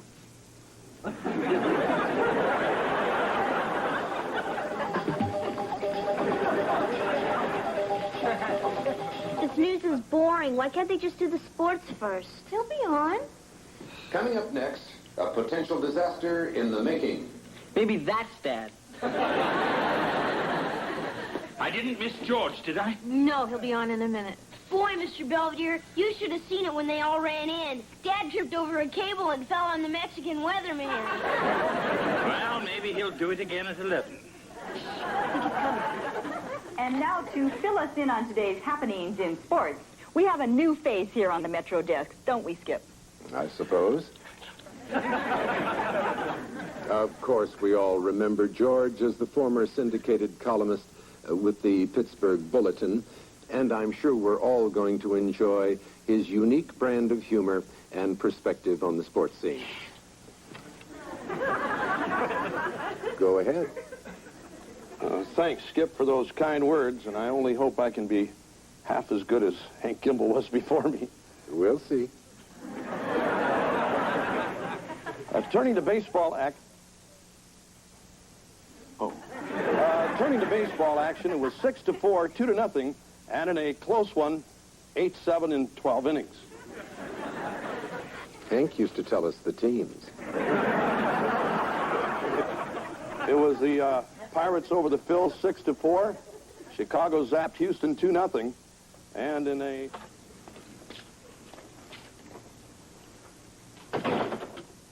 Surprise! So you guys really thought I was good? Yeah, sure, Dad. Yeah, you were great.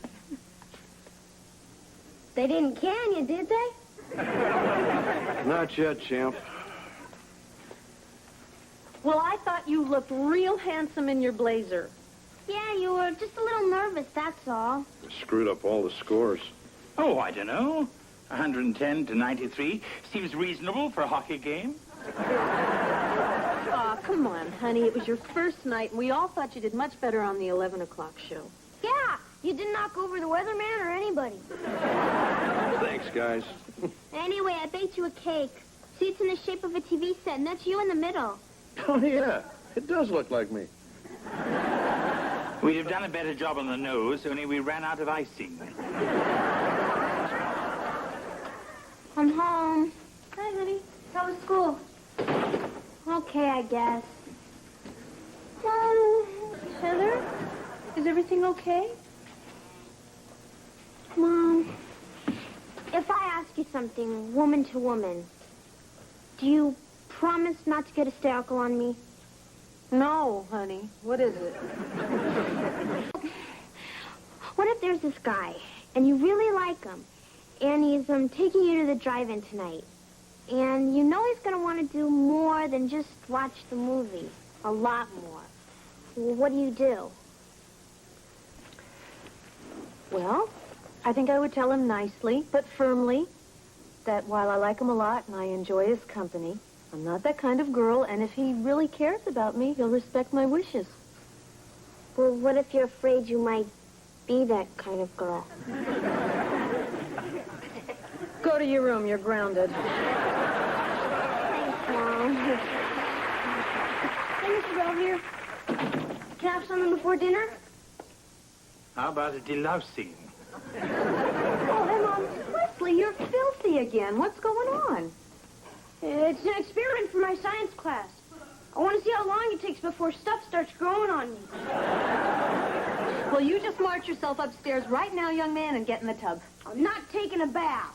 Then I'll give you one myself. You can't see me naked. You're a girl.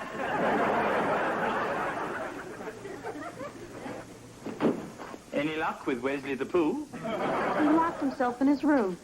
We still have some tear gas left over from last time. I don't know. There must be something else bothering him. Not necessarily. A bit of prepubescent grunginess is to be expected. I'm sure Kevin went through a similar phase. No. I started fires. Well, I can't just let him stay like that. Why not? Forcing him to bathe might make matters worse. Given enough time, I'm sure he'll come clean on his own. If I wash my hands, can I have something to eat? Come on down, honey. You guys aren't going to throw me in the sink or something, are you? No, honey, we're not going to make you do anything. Yes, Wesley, you can stay as stinky as you like. Oh, boy!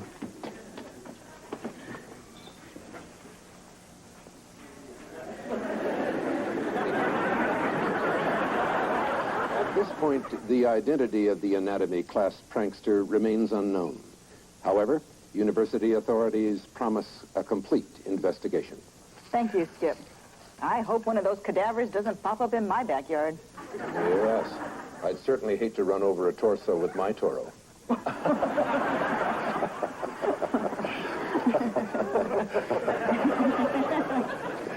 Anyway, that's the news for now.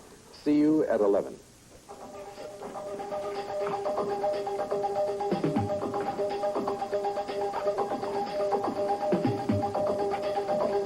Blah, blah, blah, blah, blah, blah, blah. Blah, blah, blah. Blah, blah, blah, blah, blah. Blah, blah, blah, blah. Blah, blah, blah, blah. Blah, blah, blah, blah. Hey, George, great show tonight. Hey, Neil. I guess I'm starting to feel a little more at home. And it shows. Anyway, I wanted to tell you that audience response has been very encouraging. There's just one small thing. Oh? Well, according to our research, George, you're skewing a little old. Huh? Well, You see, here at WBN, we're trying to appeal to a younger, more upwardly mobile audience. And, well, they want their sports from someone they can relate to, not Pop Warner. So what am I supposed to do? Well, not much, really. Maybe drop a few pounds, dress a little different. It's mostly just attitude. All right. That and a facelift. Dr. Adler, we get a group rate.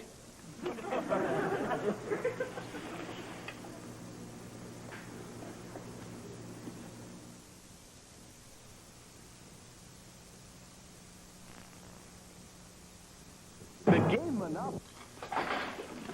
Morning.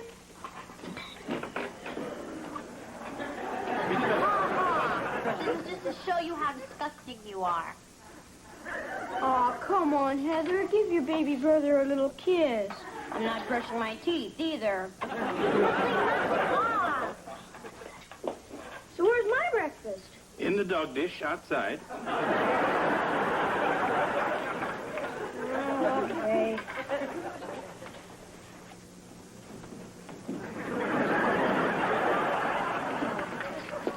Hey, Marsh. Hi, honey. Hey, guys. What's going on? Hey, Dad. What's everybody looking at?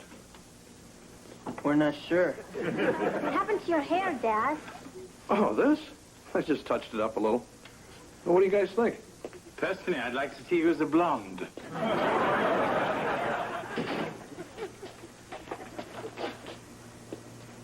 Boy, and I thought my hair was dirty. I dyed it, okay? Somebody after you, Dad? No. It's just they told me at the station I have to look younger. Oh, and you do. Yeah, Dad, you look real youthful. Yeah, just like Jughead. I'm gonna go wash my hair. Your mother seems to like it.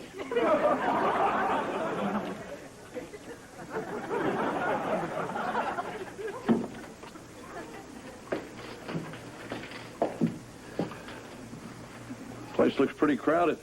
This Adler guy must be good. I still think you should have talked to Marcia about this first. Hey, it's not like I'm having the surgery done today. I just came to get an opinion. I can give you that. Just go tell him I'm here, okay?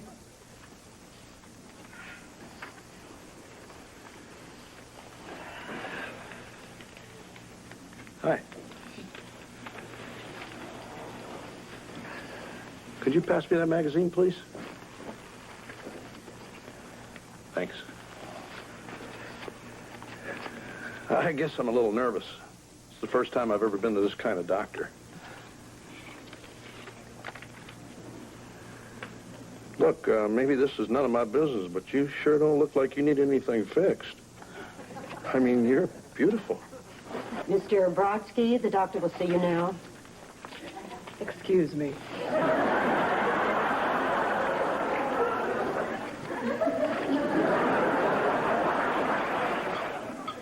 All right. Who's in the mood for some nice hot apple pie? Ooh, I am. Yeah, me too. Good. Then go and buy one. Whoa, before anybody goes running off, your old pop's got a little announcement to make. Can you hear me, Wes? Anyway, you know how the station wants me to look a little younger? Yeah? Well, I went to sort of see this special doctor the other day. He told me I could take 10 years off my life. You're gonna start smoking again? No, he's going to make me look like this. Chinese? No, I'm getting a facelift. A facelift? Anyway, it's no big deal. They just cut your face off, stretch it out a little, sew it back on, and it's good as new. Yeah. That sounds great, Dad. Come on, Heather, let's go get that pie. I don't know, honey. This is a big thing. I mean, you're talking about your face. I know, it's just I'm on TV now, and I got to think about my image. But you never wanted to change it before. I just want to be sure that you're doing something you really want to do. Sure I do. Okay. Of course, I have gotten used to living with an older man. I might miss you.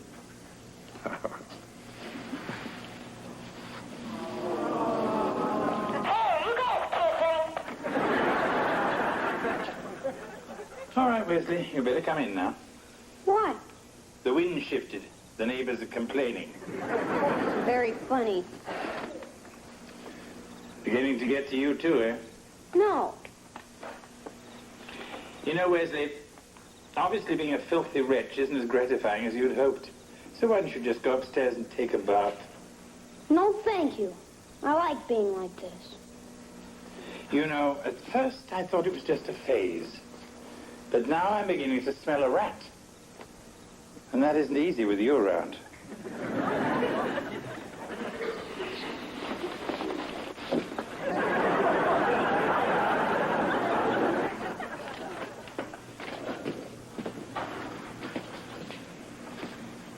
Taking a trip down memory lane? Oh, hey, Belvedere. Just looking at an old family album. Ah. Who's that? Howdy Doody? No, that's me when I was 10. Hopefully they won't make you look that young. You know, you see yourself every day, you don't notice the wrinkles and stuff sneaking up on you. That's true. But Dr. Adler said after I get my facelift, it'll be like sending me back in time 10 years. You know, George, there's nothing wrong with a nip here and a tuck there, if that's what you want. But I don't think you do.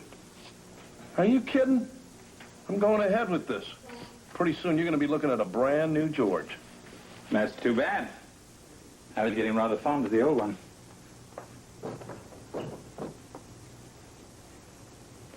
Whoa, go easy. I think 3 coats ought to be enough. Hey, Neil. Pretty soon you won't even need that stuff. Your face will be as smooth as a baby's butt. Yeah, it's going to be great. And listen, I haven't even told you the best part. What do you think of this? Metro News new face gets a new face. Huh? Huh? Well, we're going to make your operation a special feature. We'll have cameras there from admitting to surgery. We'll even be there when they take off the bandages. Oh, it's going to be great for sweets. I got to run. And although no witnesses in the drive-by shooting have stepped forward, police are continuing to search for the youth gang responsible. Skip? Thank you, Tammy. And speaking of searching for youth, gang, next week begins our special series, Looking Younger in the 80s. That's right, Skip. We'll be looking at the latest trends in exercise, diet, and cosmetic surgery. And we'll be getting a very personal perspective on that from our very own George Owens. Isn't that right, George? Huh? Oh, yeah, right. I'm kind of getting an overhaul on the old puss here. Turn back the mileage a little. Looking forward to it? Yeah, sure. I mean, after all, who wants to look old? Who, indeed? I do. What?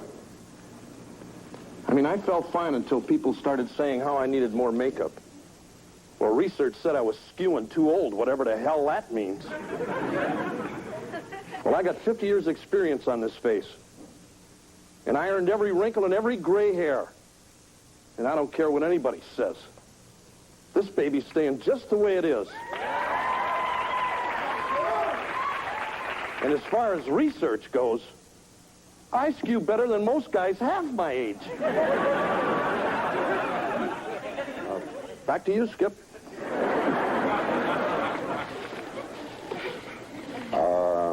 Tammy? Hi,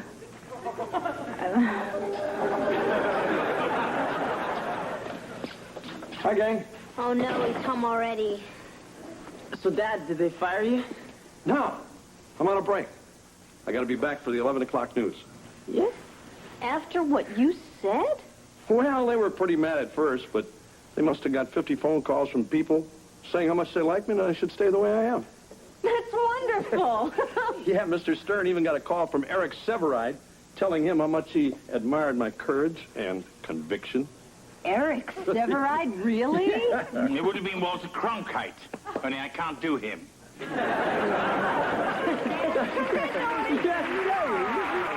I come in? Just a minute, Wesley. All right, come in. Oh, by the way, some Patty called. She did? What'd she want? I don't know, something about wanting to invite you to the backwoods dance. I'm not going.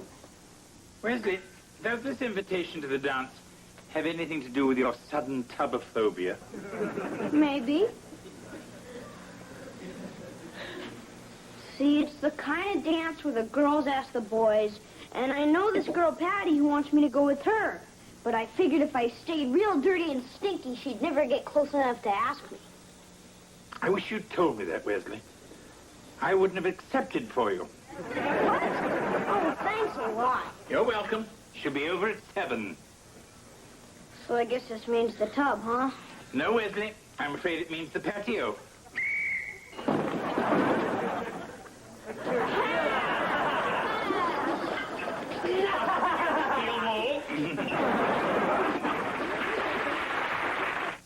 Mr. Belvedere, we'll be right back.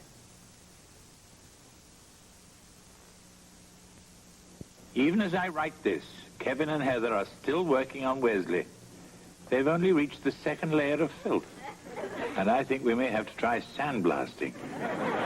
Speaking of sandblasting, George's facelift is no longer an issue at the station. They've decided instead to film Skip's hernia operation. Now that's entertainment. This American obsession with youth and physical beauty has always puzzled me. I believe it was the poet Virgil who warned, "Trust an enchanting face." I suppose that's why people never believe me.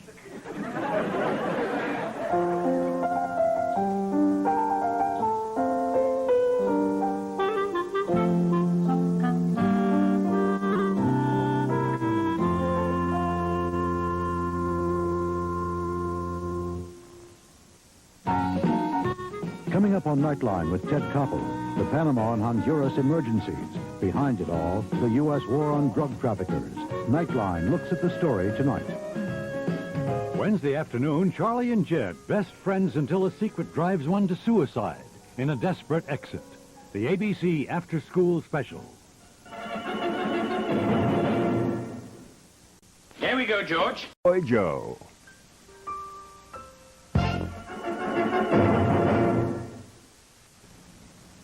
Previously on Mr. Belvedere. Hi, Dolores. Hi, Mr. Sparks. Hello, dear. I already told you I don't want no stupid pet. Mr. Sparks, it'll be fun. If I wanted something to stink up my room, I'd take Bukowski here. Hey, Belvedere, now I've got it. Well, don't give it to me. I mean, Marcia's anniversary present. I finally found something that's real special and romantic. Altoona Motor Lodge. Hourly rates available. My, that is romantic. I never thought I'd say this, but I really miss him. Miss who? Oh, it's Mr. Sparks. Ever since Mrs. Bukowski died, all he does is sit in his room and look at old photographs, like his life is over, too. Hey, remember the last time you surprised me like this? Huh? It was our honeymoon. He took me to this rat hole in Altoona. Oh, it was the worst.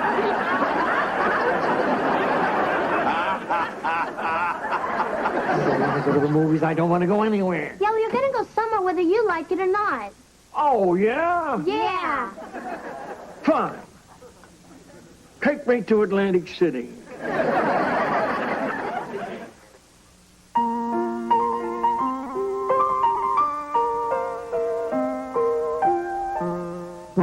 Streaks on the china never mattered before. Who cares when you drop kicked your jacket as you came through the door? No one glad. According to our new rivals, life is more than mere survival, and we just might live the good life yet.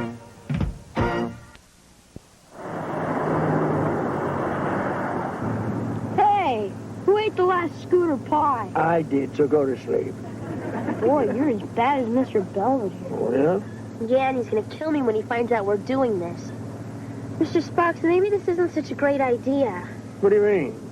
Well, it's just Mr. Belvedere is going to report us missing, and the nurse at the home's going to say you're missing, and everybody's going to think we all kidnapped each other.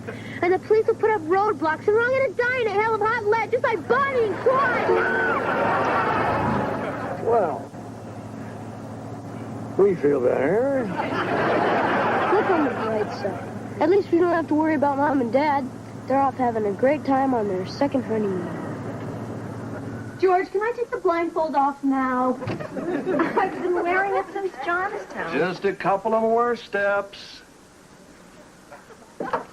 Surprise! Oh, George, you shouldn't have. Yeah, don't you recognize it? It's the Altoona Motor Lodge. We spent our honeymoon here. Oh, George. This is so cute. So, where are you really taking me? What? Well, we're not staying here, are we? Yeah. Didn't you notice the complimentary coffee? I think they got bouillon, too. You mean this is the big surprise I've been waiting for? Anguishing over? Fantasizing about? I mean, I was so excited about this trip, I got up at 5 o'clock this morning and did my nails. If I'd known we were coming here, I just would have put dirt under them. Oh, great. Hey, that's the thanks I get for trying to do something romantic.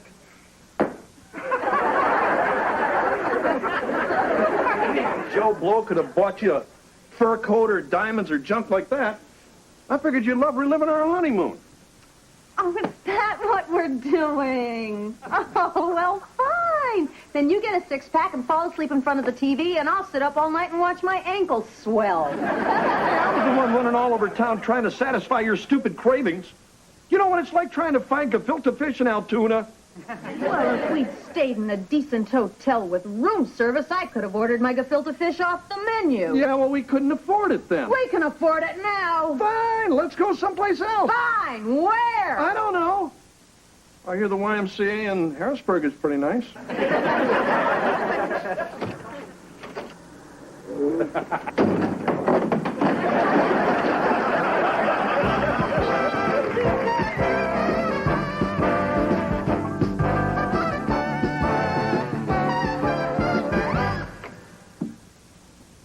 Wow, this is a really neat room. Yeah, great. So what are we wasting time for? Let's go gamble. Yeah, I'm with the kid. You're not going anywhere, Wes.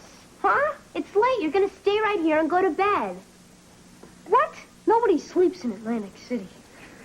Besides, I got a system. So do I. Where's the bathroom? Come on, Angela. Let's go next door and try on the dress as Mr. Sparks bought us. Okie dokie. Hey, this isn't fair. It was my idea to Kidnap him in the first place, and now you guys are ditching me. Wes, you're too young to gamble. So are you. Anyway, we're not going to. Yeah, we're just going downstairs to look beautiful for Mr. Sparks. Heather, he's old. He's not blind. Go to bed.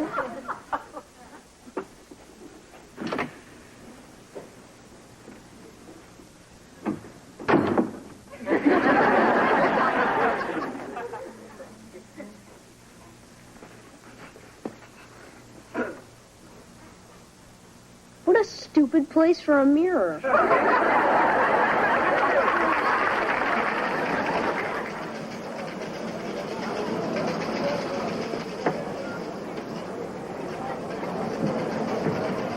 Well, this sure beats bingo in the therapy room, huh, girls? Yeah. What do you want to start first, Mr. Sparks?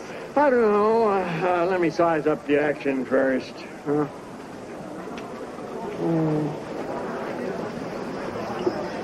What are you two gawking at? I happen to have a daughter their age. Great. Send her over. Mr. Sparks, you're going to get us all in trouble. Yeah. I thought we were in trouble already. That's right. I got to call Mr. Belvedere. I don't know what I'm going to tell him. Tell him a dirty old man bought you a couple of low-cut dresses and dragged off to Sin City. Well, at least you won't be worried. Something. Come on, Blondie. Let's go roll some 7-Elevens.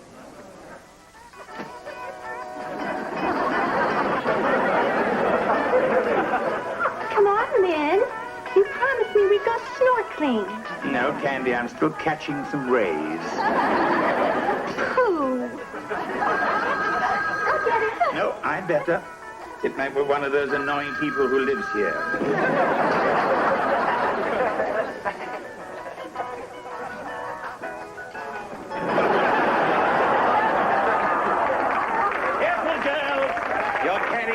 precious cargo. There we go. Thank you. Owens residence. The big kahuna speaking. Oh, Heather. Where are you? It's late. What's that noise? That ding-ding-dinging. No, it does not sound like an ice cream truck. It sounds more like a slot machine. What do you mean, don't worry, we're not in Atlantic City? Heather!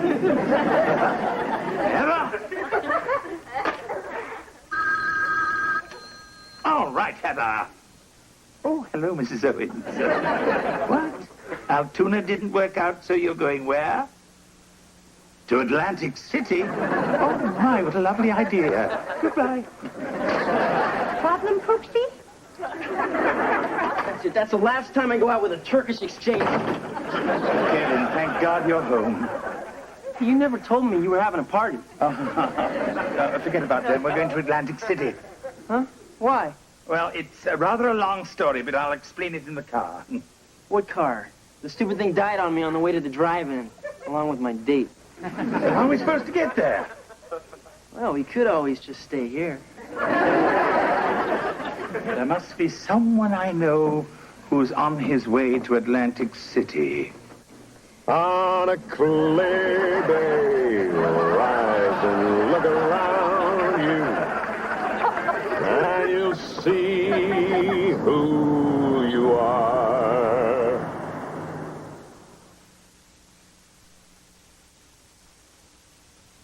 43 bottles of beer on the wall, 43 bottles of beer. Take one down and pass it around. 42 bottles of beer. You know, Bob, we really appreciate you giving us this lift. Forget it.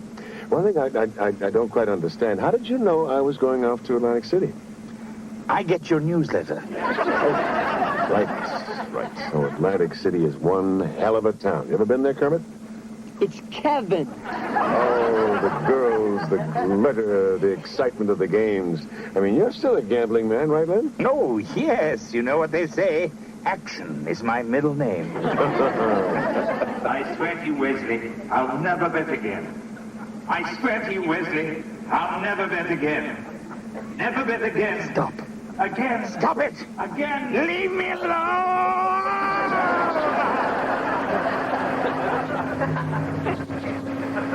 Hey, Marge? What? Nothing. I just thought I saw Robert Goulet drive by and Kevin and Belvedere were with him. Belvedere was screaming. Maybe he just saw the Altoona Motor Lodge.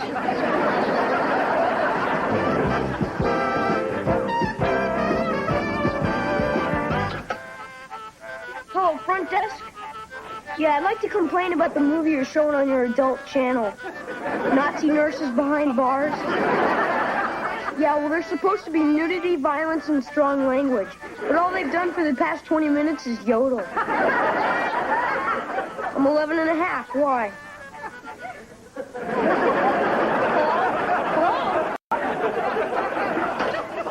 Boy, I can't believe it. Wesley T. Owens in the middle of Casino Row, and all I've done so far is eat. That's it, I'm going. So, this should work out okay, huh, Marge? Yeah, it'll be fine. Oh, George, here we are. Oh.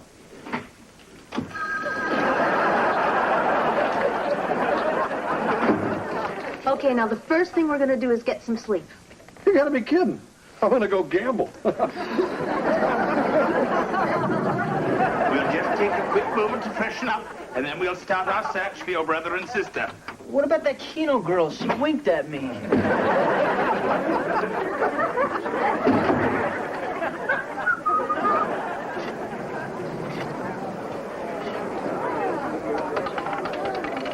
$17 black. The gentleman and his nieces win again. Oh, that's great, Mr. Sparks. But don't you think we better get going? What do you mean we just got here? Besides, I haven't felt this lucky since I unloaded my Edsel. Come on, Blondie. Roll me over to the craps table.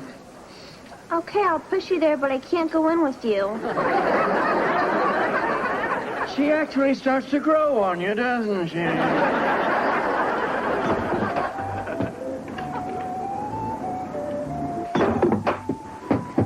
Here you go, kid. Thanks. You know, you can keep playing if you want to, but I'm going to have to start giving you the milk bottles. That's okay, I'm done. In that case, looks like I am too. Come on, I'll give you a hand with all that stuff. Unless you just like to trade places. That's all right. I'm just doing this because they won't let me play in the casino.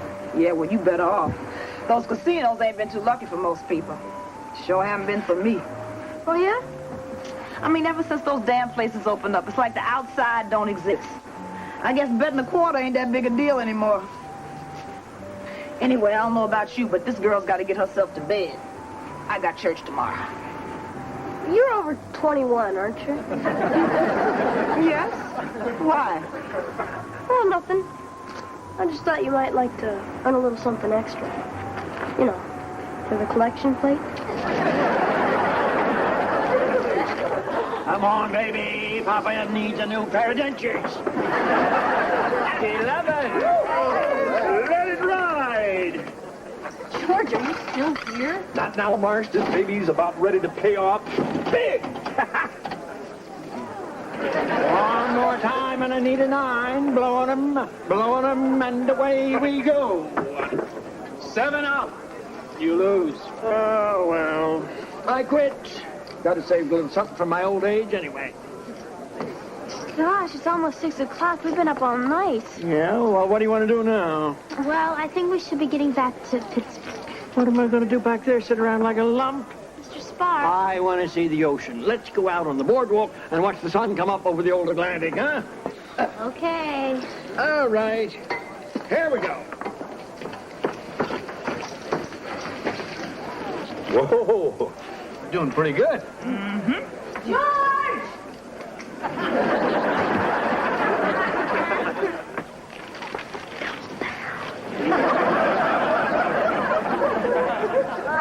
Chilly out. Yeah, but I love this place. My old man used to crank up the Model T, bring me and my 4 sisters here every summer, even during the Depression. I think he liked the beach even more than us kids. You never told us you had 4 sisters. I had 3 dogs, too. What's the difference? Right over there. That's where the Steel Pier used to be.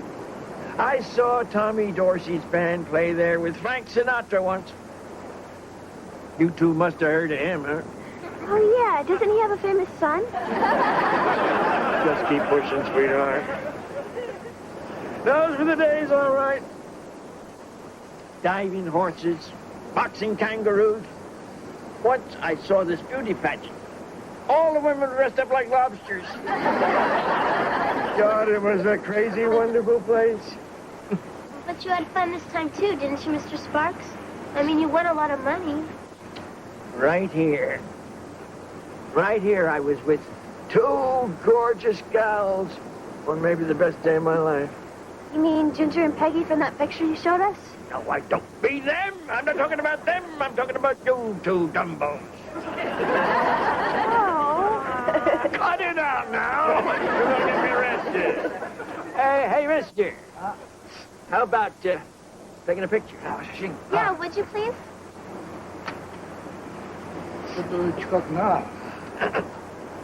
Say cheese. Cheese. Thank you. Come on, Mr. Sparks, we gotta get going. Dankeschön. Yeah, all right, you girls. I'd like to stick here a minute, though. Why don't you take this? Get me some coffee and a bag of macaroons, huh? Okay, but we'll be right back. Don't go away.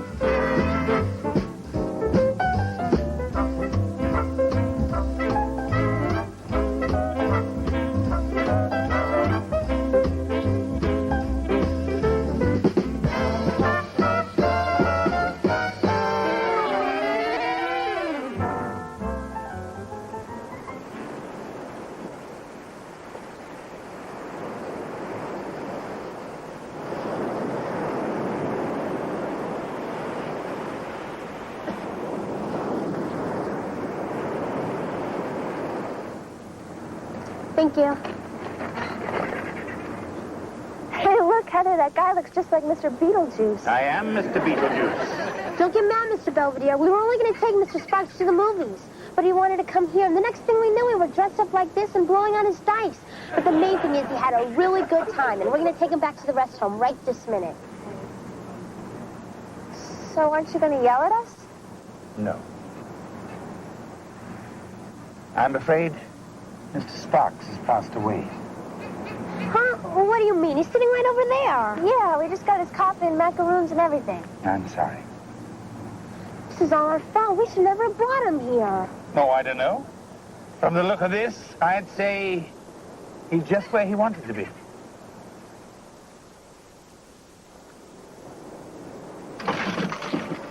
Marsh, you ready to go to the room? In a minute, George. This baby's about to pay off. Come on, Marsh, no. It's our anniversary. We haven't even been to bed yet. Oh, we can sleep together next year. Hey, Mom. Hey, Dad. Whoa! Wesley, what are you doing here? I'm not sure, but I'll give you $100 if you don't hit me. Hey, there you are. Kevin, did you bring him here?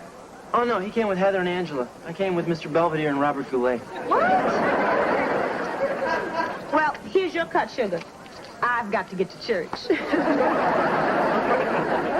This really isn't as bad as it looks. What the hell's going on around here?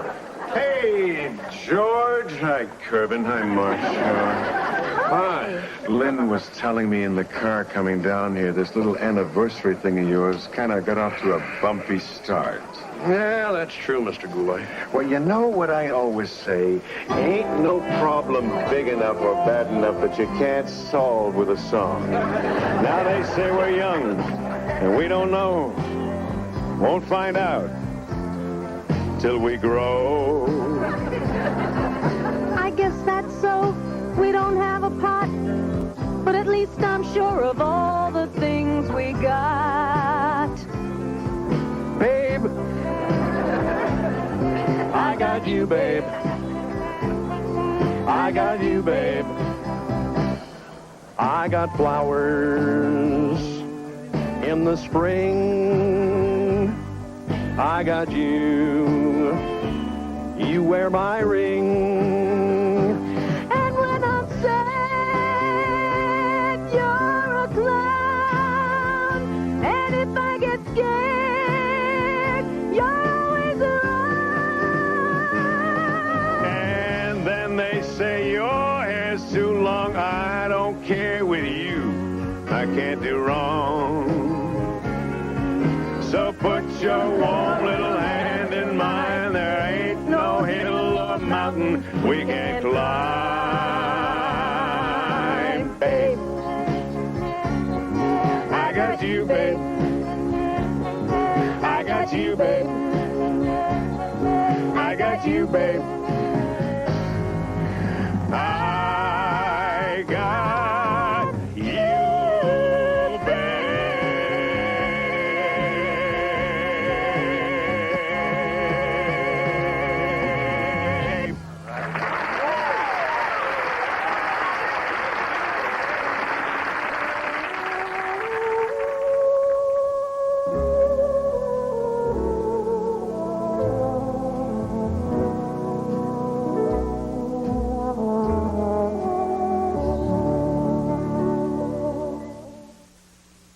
Mr. Belvedere, we'll be right back.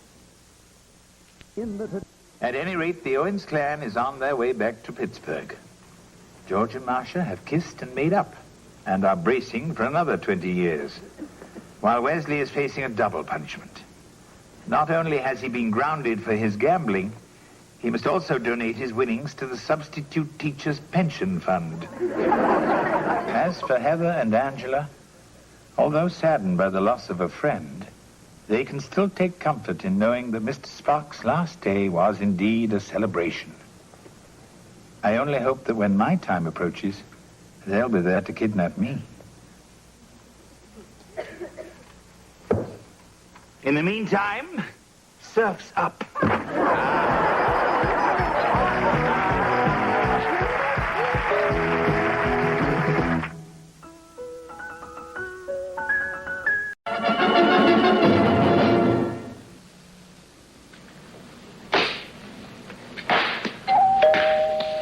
me.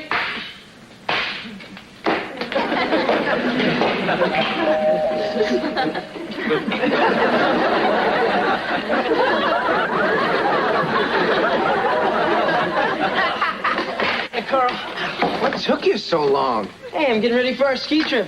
Trying to perfect my form. So you don't fall off the ski lift like last year. Hey, I was stung by a bee. A winter bee. Whatever. This is a lot safer. Ferrari Carathon? What? It's a contest at Custom Coaches. It's kind of like a marathon. See, everybody puts their hand on a brand new Ferrari, and then you wait.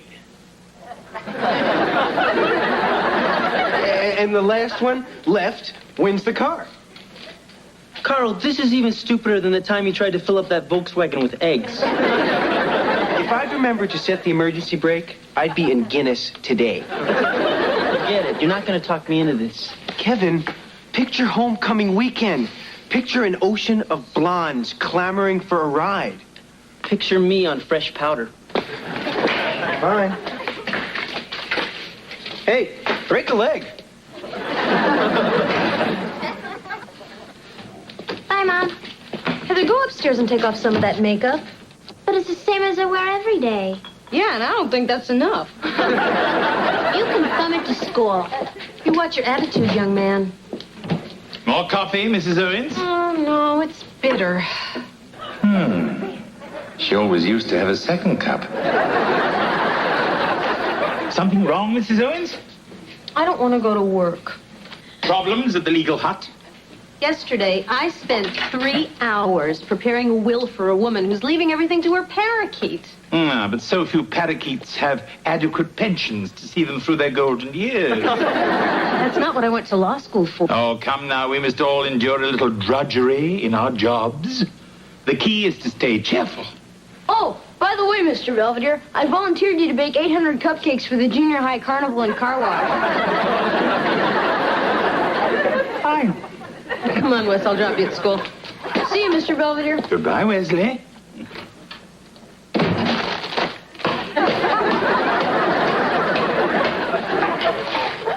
I forgot my lunch. I didn't.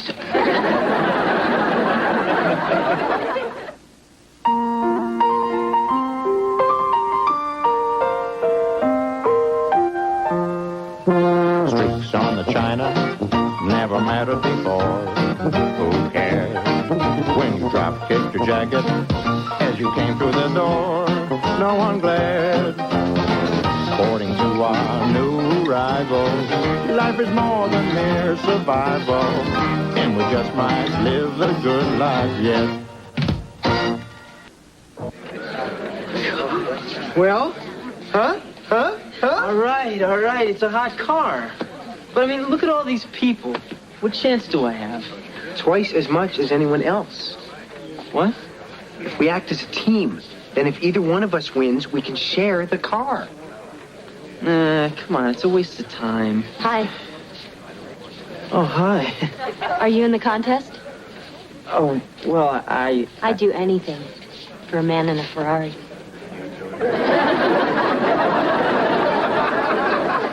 I want this car. Hello, everyone, and welcome to Custom Coaches Ferrari Carathon. Can't you just feel the excitement in the air? One of you is going to drive away in the creme de la creme on the road today. Huh? Oh, and here's a kiss for good luck. I'm not a contestant. Who cares? It's fun to be the judge. All right, let's go over the rules. One hand on the car at all times. No exceptions. No crazy glue. And I just hope your kidneys hold up. All right. Are you ready? Yeah. Any questions? Boy, are you dumb. That's one down.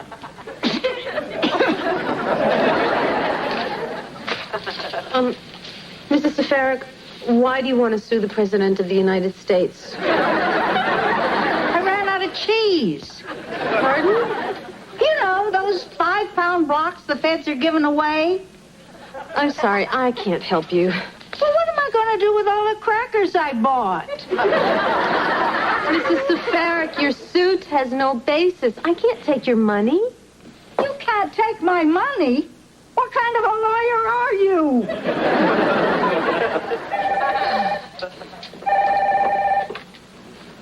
Legal hut, over 1 million served. Oh, yeah, Mrs. McAllister, I have your revised will right in front of me. Now, the fourth revision states that you want to leave all of your party dresses to your daughter, Cindy. Oh, I see. Now you want to leave them to your son, Amos. Yeah, the parents are always the last to know. Oh, you want to come in tomorrow with more changes? Oh, no problem. Number 68. Yes. Marcia, this is Mr. Hodnett. Hello, Mr. Hodnett. Could you please come to my office? Right away.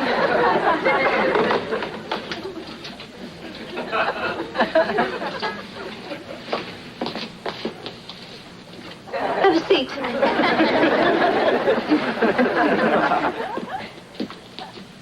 Hello, Mr. Hodnett.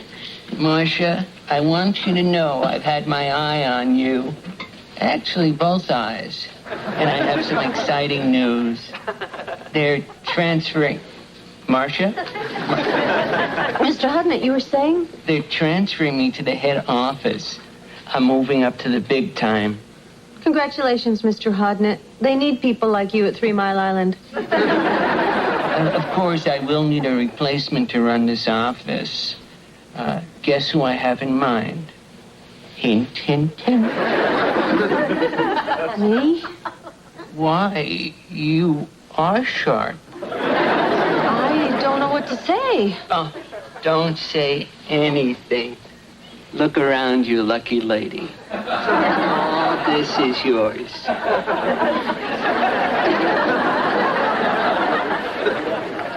Hey, Dad. Hey, Westman. What do you got there? It's for school. We're making a time capsule. So far, I've got a baseball, a Newsweek, and a pair of Mr. Belvedere's bikini underwear.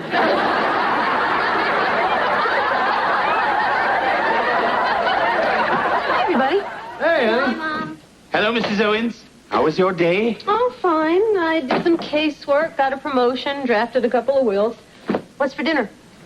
What was that, a promotion? Oh, it's nothing. They want me to run the office. Hey, Mom, that's great. I'm so proud of you. So does that mean you get to fire people and embezzle money? Nice to have a role model, isn't it, Wesley? It's no big deal. So I guess you'll be getting a raise, huh, Mom? I suppose. Gee, I'd love to go to Fort Lauderdale for spring break. Not till I get my new 10-speed. Hey, let's not get greedy. Besides, your old man needs a new set of golf clubs. I say this calls for some champagne. All right. Not for you. You're the designated driver. Hoop-de-doo.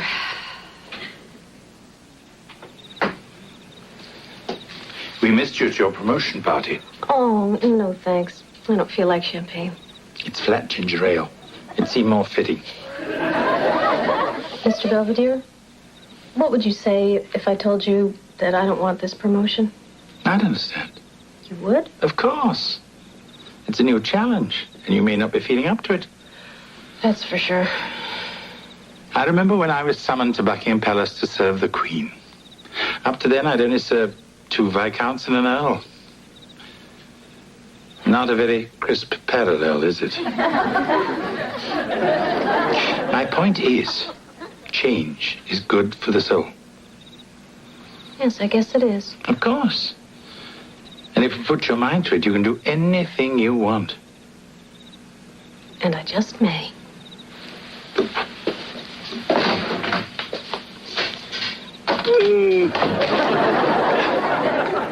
52,000 bottles of beer on the wall.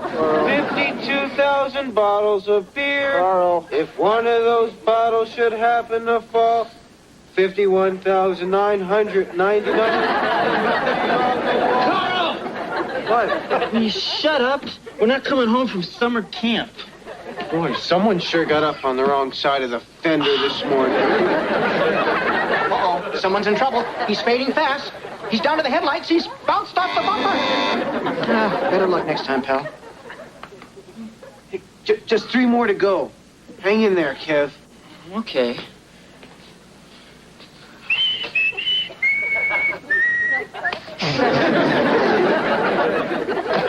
Good morning, Mr. Belvedere. Morning, Miss Dance. Hi, kids. How's school? Well, I got a D on my trig test. And I got detention for hiding in the towel basket in the girls' locker room. Oh, I've got the best kids in the whole world. Mrs. Owens, if you're trying to break the children's necks, could you let Heather go? Morning. Good morning. Honey, you just get better looking every day. Huh? Well, bye, everybody. What's with Mom? It's very simple. She's talked to me, and now she likes work again.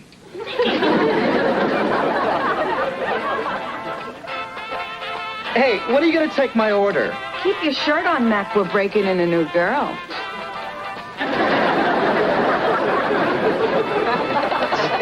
Hi, cutie. Babs is my name and Waiting's my game. What'll it be?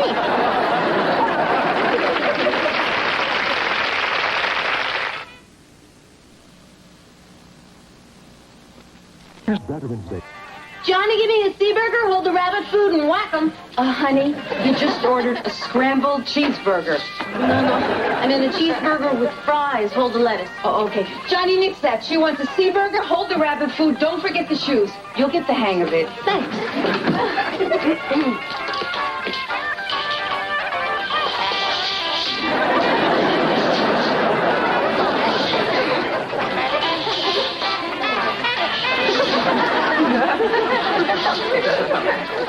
For the lovebirds. On the house. Hey, Beth, they're playing our song. Move your button. Now don't go away. Lollipop, lollipop, ooh, lolly, lolly, lolly, lollipop, lollipop, ooh, lolly, lolly, lolly, lollipop, lollipop, ooh, lolly, lolly, lolly, lollipop. Oh, my baby lollipop, tell you what. Oh, Heather, you would have loved the late movie last night. There's this couple and they're in love and they're making out in the park. Then this monster comes out of the pond and squishes their brains out. Oatmeal, anyone? Morning. Hey, Good morning, Miss Dance. Hey, Marsh. You up for a dinner and a movie tonight? Oh, I can't, honey. I have to work a double shift. A double shift at a law office? Oh, yeah, we're swamped. It's our deposition day's blowout. Well, gotta run. Hey, kids, you notice anything funny about your mom lately? Not really, except she's been acting kind of immature and wearing weird stuff and being sort of a ditz. Maybe she's pregnant.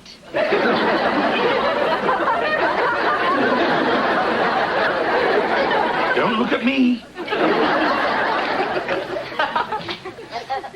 Oh, Mrs. Owens, forget something? Oh, thanks, Mr. Belvedere. I don't know where my head is. Well, it's certainly not in there. I always thought the boss took work home. Oh, I do. But I did it all, so I did what I had to do, and now I have to go to work to get more to do. See ya.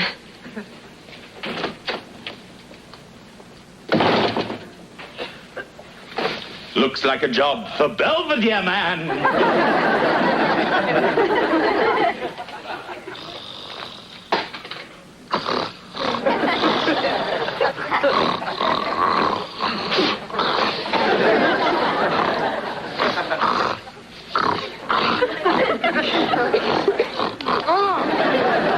Where am I? Where no man has dared to go before. Now get off me. You know, you have an attitude problem. Oh, yeah? Well, you have a stink problem. You guys friends? We used to be. We were going to share this car. Not anymore. Hey, that is fine with me. Well, if I win, I'm going to sell it. Huh? Well, I've been out of work for over a year now, and I got to get my family back on its feet. Gosh, that's too bad. Yeah. I mean, my wife was carrying the load for a while. Till the accident. The accident? Yeah. And it's so tough with 7 mouths to feed. Amy, Joey, Tina, Ricky, Jimmy, Terry, of course little Mary Sue. Yeah, you forgot Happy, Sneezy, and Dopey. Come on. This is a snow job. You just want us to feel sorry for you. You don't have any 7 kids or a wife that's been in some big tragic accidents. Joe! Joe, I finally found you. What are you doing here? Oh, honey, I wanted to surprise you. If I win this car, then we can afford your artificial hip. Who needs a hip when I have a man like you?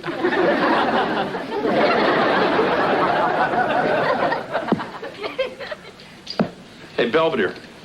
I just went over to Legal Hut to surprise Marcia. They said she quit last week. George. Where the hell has she been going every day? Well, Don't give me that. She's stepping out on me. I assure you, you're jumping to conclusions. Oh, yeah? She's acting like a kid. She's real happy. And she's covering up something. What else could it be? Maybe she's become a young Republican. What am I going to do? I know. I'll confront her. No, first I'll find out who the guy is, and I'll break his face, and then I'll confront her. No. Maybe I'll have an affair of my own. Then I'll break the guy's face, and then I'll confront her. That's it. What am I going to do? Well, if I was upset as you, I know what I'd do. What? Get a cheeseburger. Hey, Johnny, dress me a pig, wash the dish rag, and stir up the worms. Now you're talking. Thank you. Hey, what is it with you, Belvedere? My marriage is on the rocks, and all you can think about is stuff in your gut. George, just sit down and relax. Oh, my God.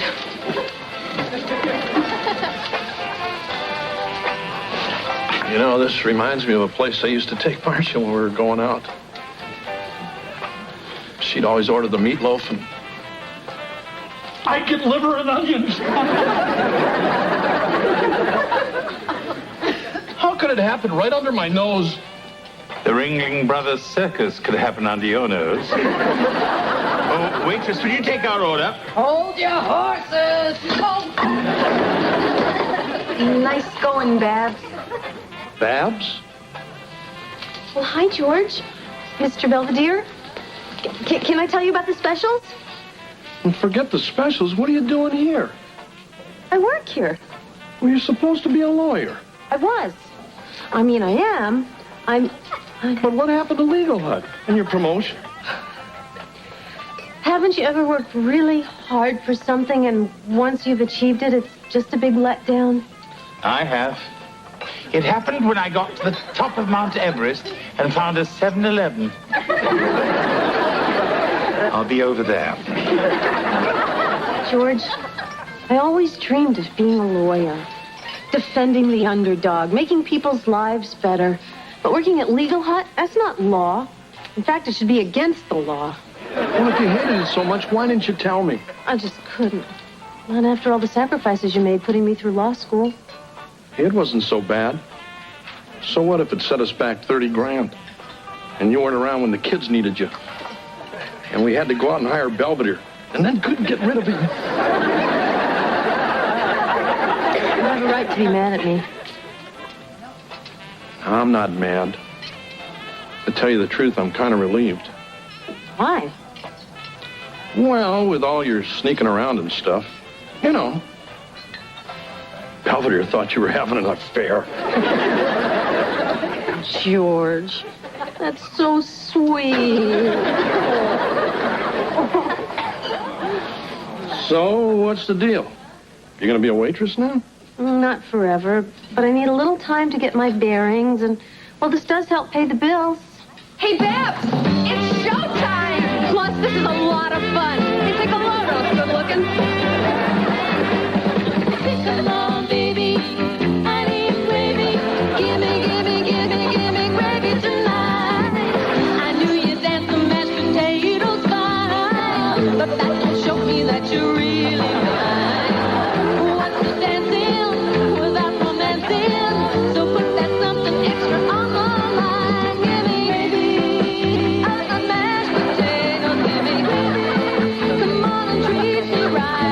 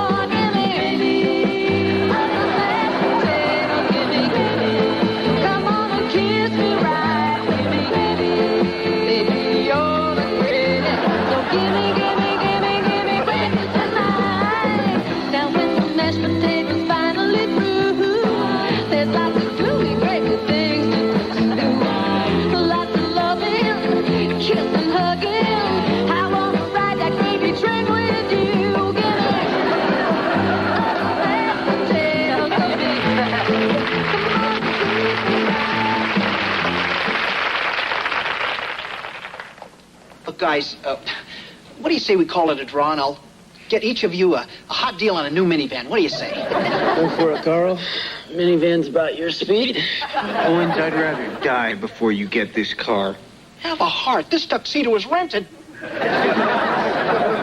Hang in there, Joe. Think of Amy and Joey and Tina and Ricky and Jimmy and Terry. What about little Mary Sue? I have to tell you after this was over. She's an angel now.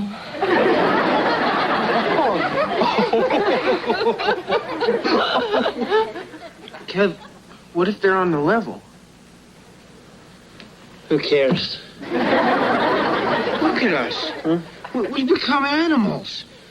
We don't care about anybody but ourselves. You're right. I'm so tired. I don't even know who I am anymore. You're still my best buddy. Carl, look, I'm really sorry about the way I've been acting. Me too. Oh, guys, that's beautiful. Why don't you boys shake hands? Put her there, pal. Thank God! Oh, God!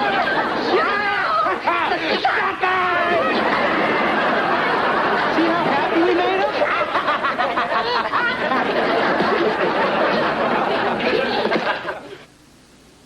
Mr. Belvedere will be right back. Disraeli once wrote, "Everything comes if a man will only wait." He obviously never tried to win a Ferrari. But Kevin is a good sport. And I'm sure he'll feel better about things in a week or two after he wakes up. Speaking of waiting, Marcia seems quite happy doing just that. At least for now. It might seem incongruous for a lawyer to find satisfaction as a waitress. But as I always say, whatever turns you on.